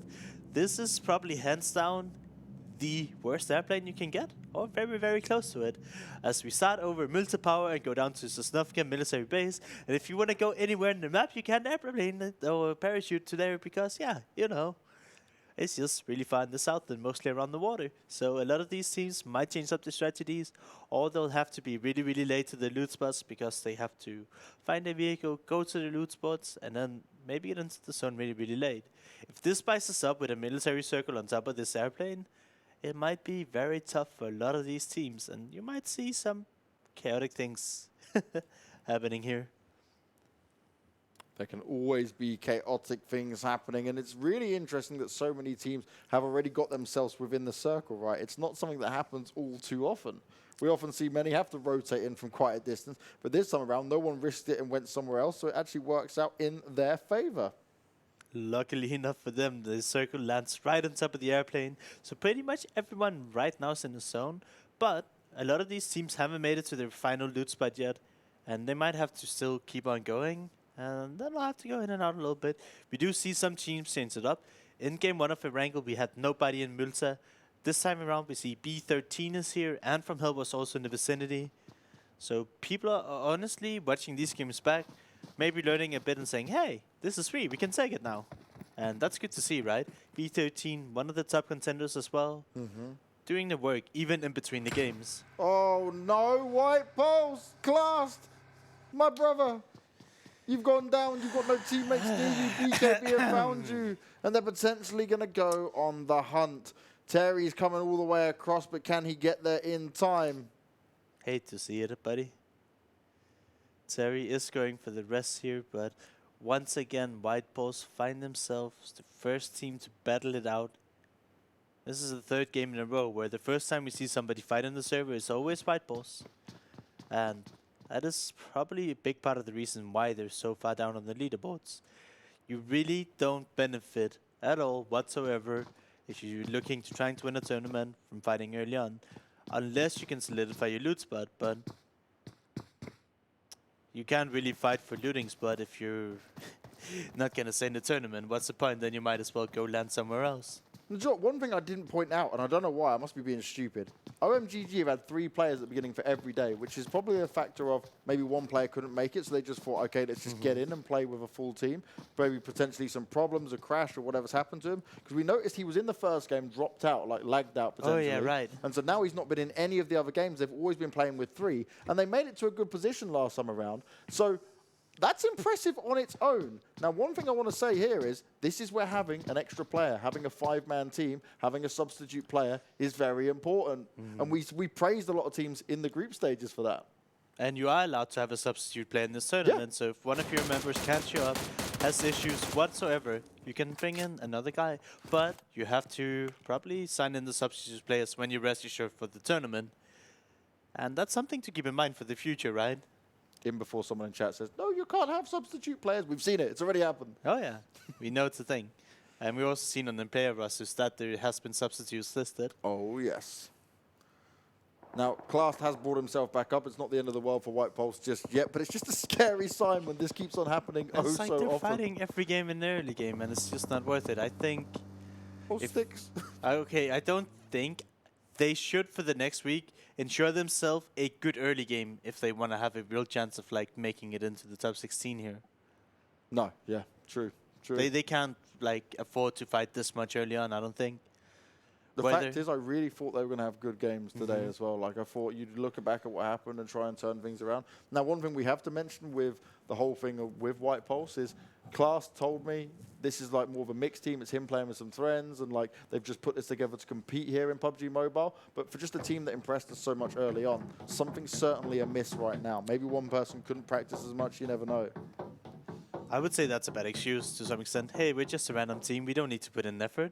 But hey, there's a lot on the line. If you put in some effort, you could potentially just a bunch of random fans get signed by a big org and actually make some really good money here. And this is the other point, right? Quite easily with that, what you're saying, it makes perfect sense because a lot of these teams and players, they are just entering for the first time and trying to get it done as OMGG. They're not going to get off to the start they would have wanted. Torpeka's been taken out, at least knocked for now. He's bleeding out, and his teammate Styx has low health, trying to bandage himself up. You can see it ticking up ever so slowly. But they're near FromHell, who have had a great game so far. A big boom, kaboom, blow goes in. Baltazar tries to fire off against them, but it's not going to work out. And OMGG are one player away from getting eliminated. Styx, he's got a couple of bandages. He's popped the painkillers. He's trying to keep himself going. But this is not the position he ever wanted to find himself in. He's going to just be hiding behind the house. He can hear what's going on. But Rob Deeney, has he got his wits about him? Styx, you just gave away a position. Tries to pre-fire. It doesn't work out. And that's OMGG done and out of here. Can we cheer for CZ not being out in first place now? Yes, it happened. The dream, it CZ worked. didn't fight for a territory, and they've improved themselves drastically, not dying first for the 4th game in a row. Unfortunate for MGG, they got pushed to have one guy in a compound. They decided, all right, we're going to try to fight this, see if we can keep everyone alive. It doesn't work out in their favor, and FromHell took the better of them. Rest here, they done resting. They booted all of Novo here, and they want to make their way onto the main island up north. Sulke did a lot of work last game. I love the way that he was like, all right. He made the best of a bad situation, right? When he got stuck in that compound, he managed to make the opening frags and say, hey guys, it's cool, come here. And it was really hyper-aggressive, right? Because there's aggression and then there's what he did, which was the confidence in his own ability to get the job done. Now, Rosq, they're starting their rotation already, getting themselves repositioned into this. Somehow, White Pulse and BKB are still deciding to fight this. There's plenty of room here, guys. What are you guys doing? Yeah, I agree with you. Like, how is BKB so committed? I mean, White Pulse, it looks like they're trying to disengage, but BKB keep running after them. I mean, yeah, fair play. You guys do you. And it does it up, and Frost getting a knock with a VS Vest onto one of the PKB guys here. But we're in a CD, we're in an early game. Everybody has cover, so you get a knock done, but you lose some armor, you lose some meds, and then, yeah. I'm just still a big fan of these engagements. And now we see Kozak moving off again on a lot of these Spiteful players, they go alone all the time and then they get caught. As you see Kayla's get knocked here because they're pushing out in the open, but they don't have to. Ah! I'm a little bit frustrated here. I don't know if you could tell. just a bit, Larson. It's acceptable though. The rage is happening. Larson burns from the inside. But FromHell might be burning other teams from the inside ever so shortly if they continue to have good games like they've had across the board. There's no reason for them to die here, buddy. Come on. Oh no, Kozak, you made a grave error by jumping out then. Doctor was ready and waiting. He knew what your next move was going to be, and he's looking for the next one as well. Gets himself a nade pinned and ready. Goes a little bit too far, but Terry, he does need to back away. He does need to avoid fighting in this. And honestly, BKB, they have full control. And this just makes me question, okay, White Pulse here, do they not want to go to the regional finals? I know we don't have confirmation for this, but potentially the regional finals could be a LAN tournament where you get to meet up with all of your friends that you played with online forever. And as the previous player, you casted at Banner tournament, you're even an ex-player yourself. Even though you don't win a final LAN tournament, just going there, the environment, meeting other people, getting to travel with friends, it's an awesome experience. And I just don't understand why they are so committed to fight early game rather than trying to get to these finals. Like, it's actually such a good experience. I think it comes back to what you were saying earlier, right? Is just that in their heads, this was working before, they were doing it, and it was working in the group stages, but now it's not. As one thing that isn't working so far, at least in this game, is Ultra staying alive, because Stark has gone out of it already. He gets picked up by the Epic players, and White Pulse are close to elimination. 2 players left alive. Frost, he's a bit further away. Terry's managed to rotate away from BKB, but there has been so much destruction done by the BuzzKillBros that they're going to be loving life right now, not just in terms of the fact they've got the kills, but the loot that went along with it as well. And White Pulse, they could have left the city by now, but they decide to still stick around. They've already lost 2, but instead of just running away, they're staying around, and I am just confused. I want to say something smart and clever, but I can't. So let's talk about OBS here. We saw Maka have a little bit of life last game when they were pushing onto the warehouse just west of Pochinki, but ultimately they've had a very quiet day as well. Quiet 2 weeks, because it was only in the first week we saw big signs of life from OBS, and we'll just have to see how they end up overall. They're not like the team that goes out first out playing together, but I feel like the team comes and sometimes the rotations needs a little bit of work. And once again, how many times do we see this Avangar already holding a compound as teams push up there, try and take it? And look at how Avangar is playing this. They do have 2 guys outside the compound always ready to respond. Yeah, but they hear a vehicle, they understand how to do it, and they push forward. Now, problem here for Ultra is they lost a player early on. They're now running straight into FromHell, who have racked up a couple more kills now. Moloko's in there on his own. He's got very low health, and Ultra could be having one of the worst games they've had so far. They can afford it. They've had amazing games this far. I mean, obviously it sucks to go out early on, but if you got a first place, a second place, and a fourth place, you can like, that's a pretty decent day. Snaking his way to a third place in before it happens. That would be hilarious. You could go for this airdrop, right? That seems like a great idea if you're alone. How else are you supposed to win the game without an AWM? And all the level 3 gear. Hey, I'll take it. That's a big win. One team that could go for it is FromHell. We actually do see one guy driving towards it. I respect this. If he has the knowledge that nobody else is around, then why not go for this airdrop? And look, he's got teammates on the roof, which can provide some cover fire if they can see him from there. Obviously, we're trying to look at it from this perspective. Yep. But overall, this is like a good position to try and fight from. And Whitey here, we've seen actually Whitey is always the guy who's be the last one alive, right? Yes. And he does make big plays. So it is important to give a player like him all the level 3 stuff, so you can potentially get some more kills or some high placements for you and your team. I think he went over there and did it as well. I think he got the airdrop. He literally went for the airdrop and then back again. And that was so fast as well, right? Fluid rotation to go grab it, come back, sit with his teammates and play. Boom. Hard shift to the north.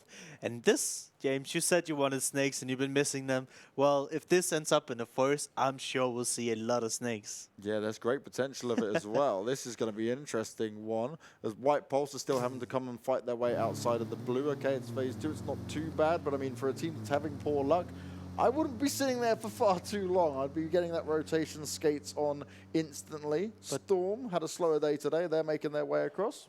As a player, I love this zone. If it doesn't go more north towards the apartments and the big open area, those forest ending, or that forest ending in particular, is so cool because it just makes everybody leave their vehicles behind. And if you're a confident team that likes to frag, you can literally just walk around, kill everyone in the woods, and just make it your playground. And that's what I tend to do or try to do with zone, as we see some of these teams already taking advantage of the good spots you can play from and scaring other people away.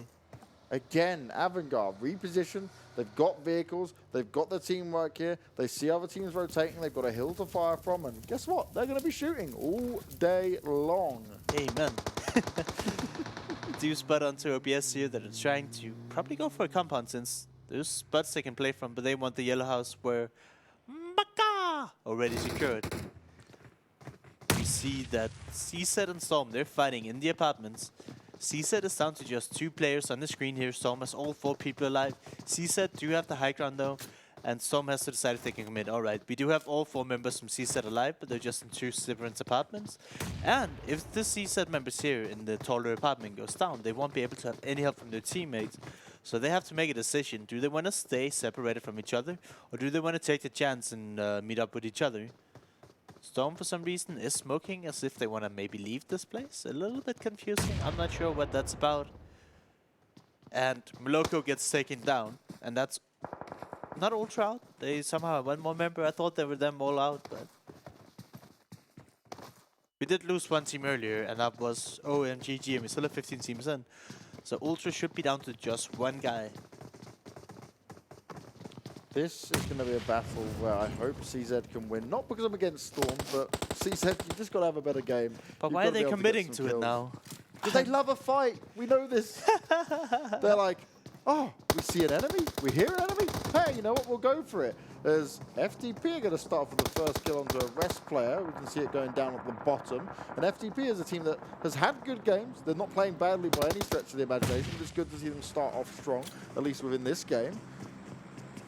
Rosq actually under pressure from OBS as well, as we can see, because we're still waiting to see what CZ's going to do, and they get the first knock. Can they go in for the kill? ProGodLord is hiding around the corner. Apo just out in the open. He gets finished off. They weren't ready for him. Potentially he's getting 2. ProGodLord looking to get it done. Pulls out his second weapon. Oh my god, ProGodLord with the triple spray down. He's knocking them all down. They're going to be finished off, and CZ, you are out of here. Storm deliver it in a massive way. ProGodLord have gotten 2 triple kills today alone. Pew, pew, pew. This man is truly living up to the name. And I don't want to say this out loud, but if one of these teams are like, hey, we want a new player, and they're like at the top of the top, ProGodLord is probably one of the biggest star players, at least today we've seen, making huge plays for him as his team. The fact is, he managed to switch over to his second gun, which obviously there's that little millisecond delay right within it before he can shoot. And he's still able to just slice them apart. Like, wow. All right. This is like early stages, but the further you get in, it stops being like teams full of friends, but then you try to pick up some of the strongest brusters and the strongest team members. And ProGodLord is definitely the player to watch out for in the future. We spoke about exactly that, right? I made the kind of thing of my career. I started my career as a pro player all the way back in 2003, just playing with friends. And then when I was slightly better than some of my friends, I got picked up and I had to make the move over if I wanted to take this seriously. We are also just theory crafting. This may never happen for this guy. We're just saying that it could happen. We're just putting it out as, you know, people want to know. Oh, Makar with a nade. Makar! A lot of damage, but he couldn't get any knocks down there. He needs his teammates to back him up. They are close by, but he's in a good position. He's prone and ready with B13. They're also wanting to fire back with some of the nades, and it's actually going to land onto a teammate knock. That's not what you want to see. But James, there's no friendly fire. Oh, yeah. How did he just knock his own teammate? There you go. But B13 knocking themselves out with the nades here. OBS have surrounded them to some extent that... Actually, never mind, they haven't surrounded it. But OBS are holding line inside the zone. One thing I've found a lot of mobile players do that I'm really curious about, when they lay prone, James, they don't go prone behind cover. They just lay in the middle of the open with no cover near them. Wouldn't it be better to be behind a tree and then like peek for around the tree? Well, there's a thing I do with my son, right, and it's called peekaboo. But when he can't see me, because he doesn't think logically yet, he thinks that I can't see him because he can't see me. And even though I'm looking at him, so I just go peekaboo and he finds it hilarious. Maybe they're trying to do that with prone. Pronaboo. All I know is playing third person and playing behind cover is extremely strong, and you do some quick peeks, you do some pre-fires. But a lot of these players, they're just okay with laying in the open, as we can see Yura and Makar. Why are they not behind trees or bushes or vehicles or something, right? Surely playing behind cover is better, but a lot of people, maybe I'm wrong, right? Maybe I just don't understand, but a lot of these people just want to lay in the middle of the open, and it just confuses me a lot. Thing is, it's a very different beast, right? As someone I started on PC and I moved to PUBG Mobile because I travel a lot, I work on many events, commentating, so my travel game became PUBG Mobile. And that's one thing I noticed. My same style of play in PC definitely didn't work in the same fashion. So you learn and you adapt, and clearly for a lot of these players, this is the way to go. While you can see what we're looking at the moment. There is Avangar, B13, Ultra, White Pulse, all very nearby on the edge of this circle. Team 4 is White Pulse with the 2 members. They're coming in from both sides of OBS and B13. They're splitting up here. is a split and pick the way to go. Well, not if you're Terry, because Avangar have found you, and B13 are looking for Frost. He goes down, and it's Avangar who pick up the frags. Well played by them, and out in 12th place go White Pulse again. What is their best spot today, like 10th? I think maybe they just sneaked into top 8 off memory at one point. But at least I remember 3 games where they got in between 11th and 13th. Yeah, that's correct in that sense. B13 do manage to stay alive, but all 4 people, they're disengaging away from Maka and his team. ASE though, in a bit of a battle with Storm. Storm, Pro God Lord, once again, he's on that scoreboard. He is killing people across the board, and he is able to deal the damage once again. This man is a one-man wrecking crew. How is he still doing it? Pro God Lord, we need just a mini camera of you and you only if you continue to deliver. He's still racking up the kills. What on earth is going on? We haven't talked about the zone. This zone went hard to the west with Vikendi. And instead of being an awesome forest ending, we're almost towards a field ending. A field ending is certainly possible. Well, you definitely, if you want a snake zone, field endings are the best snake zone. Pro God Lord, though, under a lot of pressure here. He's still getting kills, though. What is Pro God Lord doing? He's a one-man machine army going all at it at once. I'm impressed. He's even split up from the rest of his team. It's like, yeah, I got this, guys. I'll just secure your spot in the circle. This fight for the hill is crazy. Oh, yeah. Storm had the compound. They were at the bottom of it. They're working their way up. Unique's right in front of them. The last ASE member is just proned in smoke, trying to hide himself up. Same for Rest. How is Unique getting away with this driving in between, like, 4 teams? And no one shot them. If that was any of us, they'd instantly would die. Unique is answering back with nades as well. It's nades galore that are going to come out, but how much can it be done? Nagy getting away with it, actually. These nades are barreling out in good directions. Ooh. So much happening here. Storm, what are they going to do? Only 2 members not knocked. Gabella and Hellfire, you need to turn this around. Now, Hellfire is able to at least move himself away a little bit there. Magella's going to actually come in and make sure he can get the bringing him back up as Kitsune, well aware of what's going on, starts with the spray down. Ooh, look at that control! He does get him. Very well played. That's the way you get it done. Wait, make sure you're fully confident with it. Get your hands in a good position because it's very difficult. Get the claw grip on go, and then boom, it's time to make it rain. Wipe the sweat up your hands. Whenever I play mobile games, I get super sweaty hands. Erangel, though, they've turned up this game. They're in the top 6 once again, turning up with a bunch of kills. Epic, they're still in the zone. And if you see this new zone, they have the only houses in the zone and they have full control over it all. Only 5 teams remain and we're at phase 5. We've not seen a game like this. This is insane. So look at the teams. Unique, FromHell, Avangar, Rosq, and one more team FromHell, right? It's all our top 5 teams from today. Epic's there as well. Oh, yeah. Comes jumped up, he's going to try and get the finish off. He lets his position be known. He's got Andy to the side of him. How much can he do from here? Come out in the open. This is not what you want to do, especially with how many teams are around you. He's trying to push his way back, but this could be very scary. FromHell are looking in a good spot as well. Once again, plenty of kills for them, but they're going to be under pressure at the same time, and they're putting it all back onto Epic. Rosq's under a lot of hurt here, trying to take out Avangar. Harp managed to take down Djar, but they're far away from the zone. And Avangar, the rest of the team, they've already made it all the way in. And now Rosq, they needed to make it either through Avangar or FromHell or Epic here. As FromHell, they crashed into one of the Epic houses and managed to take 2 of them away. I completely missed that. Oh my. Nades galore. Mackie, he spots what's going on. I think he just spotted the Rosq players there. He's going to hide back into the smoke, and he might be able to cause them a bit of an upset by sneaking around them here. 8 kills already for Avangar. 7 up on FromHell. 8 for EpicGang. 4 for Unique. 2 for Rosq. And sadly, Mackie, he may be out in the open on his own, but he did just get taken out, and he's only got his teammate Bandita left alive, who does have a ghillie suit to play with. He's going to drop a smoke as well, but being this far out in the open, the res is going to be oh so difficult. Oh yeah. Somehow Unique and FromHell managed to crash this compound, taking it away from Epic. You can say it was pretty greedy of Epic to be split this late into the game, and they lost the breach to FromHell, right? Really well played by FromHell today. I want to know what they ate for breakfast. They had their Weetabix, their Leaderbix, and everything else alongside it. Probably a lot of vitamins in there as well.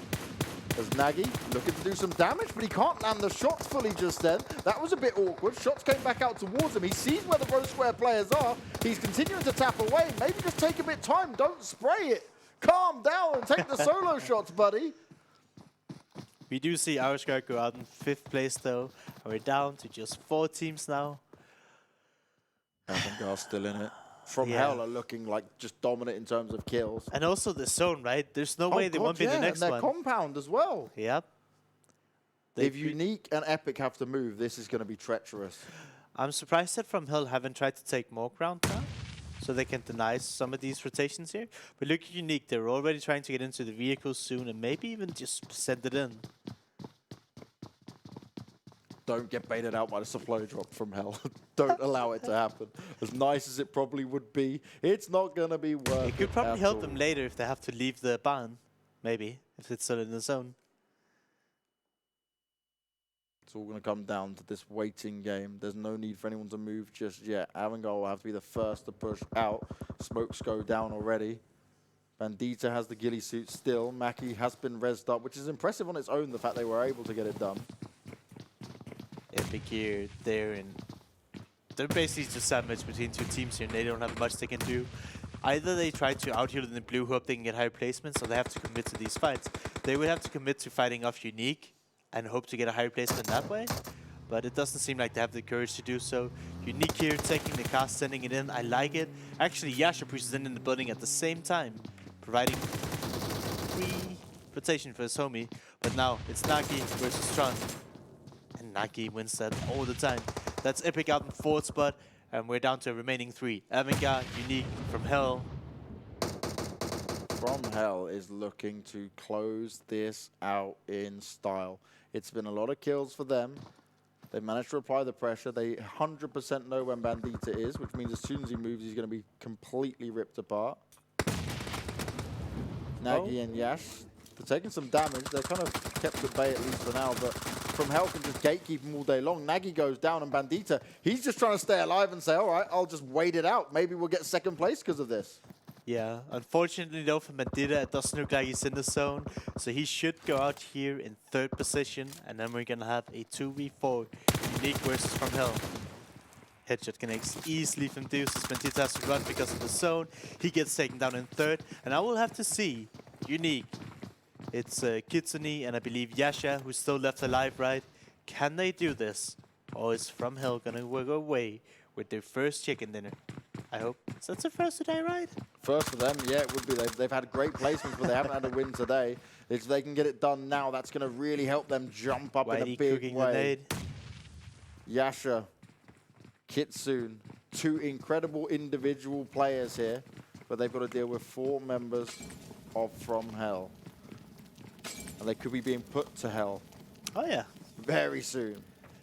Sent down to the burning depths of it as and cars. Unique. Interesting. I love this bait out. So they jump into the cars, they make the noise, and they want to try and get He went for the airdrop. That's the big balls play of the day, going for the airdrop. While this little fight's going on, Unique push on out. He gets found. Kitsune's on the floor. It's all up to Yasha. The res isn't going to happen. He manages to get one onto White. Can he get the extra kill point? Tries to do it. They walk into the spray, but Yasha gets taken down. And there we have it. FromHell send everyone to the burning depths of hell themselves and take a big, confident win. Valak with 7 kills. That's a lot of kills. I was trying to do the math. 11 plus 4, 15 kills from Hell and their first chicken dinner. Unique 2nd place, Avangar 3rd place, Epic 4th place, Rosq 5, Storm 6. There's so much consistency out of these teams. It's crazy. FromHell are going to be loving life. I've got to say this as well. You looked at this team, and I'm sorry, I've repeated myself, but I don't care, because go back to the group stages, watch the VODs. FromHell were not this We didn't good. even know their name because they were never showed. They never did anything. It was like K. Who is K? K, and then occasionally So you'd it's be like, like, it's like, why does K come from Hell? That doesn't make sense. I don't like this. And now we can't stop talking about them. FromHell is sending everyone to hell, and they're doing it in style. Now, this little bit here from Pro God Lord, individually, as a just solo performance, he is the MVP of today. Yeah. I thought about in hindsight if I should say it was CZ he did it against. Maybe not the strongest team, but it doesn't matter if the team is good or bad, right? Still amazing performance from ProGadLone. And that's it, right? That's not something you can do every day. It's very hard to have that amount of control and quick understanding of it. This bit I loved as well from Kitsune. He waited. He knew that player was behind the car and just carefully spray control all the way down, managed to land the shots, blew him up, got the job done. Oh, yeah. Unique here. I love what they did. They actually said, okay, we can sacrifice these 2 people in the house. We send one over with the vehicle, so they would at least have one surviving a little bit longer for placement points. And they do manage to get it to 2nd place here. And they won the fight in the house. 45 points and a dream. The men from hell, they managed to get the job done. And honestly, this has been something that's been coming from. You look at their placements, they've had such good positions to fight from. They've never had circles so much gifted to them the whole way. This time they get a good chance and they managed to make it work. They've proven that they deserve to be within these top teams. It just says how good they were. Now, they did get 2 wins yesterday, but this makes tomorrow just that little bit more exciting when it comes down to it. Oh, yeah. We're going to have a lot of interesting things going into tomorrow. And right, so we see most of our top 8 right now. They're in Group A, right? But tomorrow we'll have Group B and Group C battling out. And what we've seen, at least from today, it looks like Group B, DM99, and Welcome to the Lobby. It should almost look like they could potentially be smurfing tomorrow, just in terms of like the quality of teams that we see today and tomorrow. So we'll have to see if they can keep up the great show they put on now, or they'll actually struggle, because we've said this before. If you're a really good team and you play against other good teams, you're actually going to play better than if you're a really good team and you play against some more average teams. And the reason for that is when you're a pro player, you learn to read other things, you can expect what they do, you know their tendencies. But then if you play against some people that are a little bit more inexperienced and maybe doesn't scrim and practice so much, you can be really put off by some of the stuff they're doing. And this is where, personally for me, I struggle sometimes in lobbies where you go, this doesn't make any sense. Like, why would you do what that? Are you doing? Why are you over there? And you're like, okay, but yes, you have to be ready for anything. But sometimes it's just like, this is logically not making sense. Yeah. But this is it for day 2, guys. Day 3 will be coming up tomorrow, starting at 8 p.m. CEST. We've got Vikendi, Sanok, Erangel, as always. And honestly, this is what it's going to come down through, for giving us the early understanding of where these teams are going to go and who's going to be coming out on top. Remember, for B and C, it's going to be interesting because it's the first time they'll go up head-to-head against each other, and they've got all the information from today to look at in terms of Group B, who have been able to say, oh, okay, this is what's going on, and we've got to keep coming back to it. Who's doing the prep? Who's doing the homework? Those are the guys that we're going to be looking out for. And don't forget, if you guys want to look out for more information, if you want to see all the standings, you want to see where maybe your favorite team is sat, who might not even be in this region, all the other regions as well, head on to clubopen.pubgmobile.com. And also, please, for me and Larson, honestly, we're just saying it because it is important for you guys to follow all the action. Follow and subscribe to our YouTube channel, because it is the important place where you will see all the VODs, all the regions, all the other amazing commentators. We've got such a fantastic lineup of commentators who are all varied in terms of games they come from, how much PUBG they've commentated, but honestly, it delivers such an awesome dynamic. But that's it, Larson, we're done. It's game over. Until tomorrow. Guys, thank you very much for sticking with us. I hope you guys have had a fantastic day. Enjoy whatever you're doing coming up into the later parts of the day. Maybe you're going to bed because you're in Europe, or maybe you're just waking up because you're in America, or maybe you've just stayed up with some crazy time. Whatever you're doing, have fun. Do it the way you can do it in the best way you can, and we will see you tomorrow.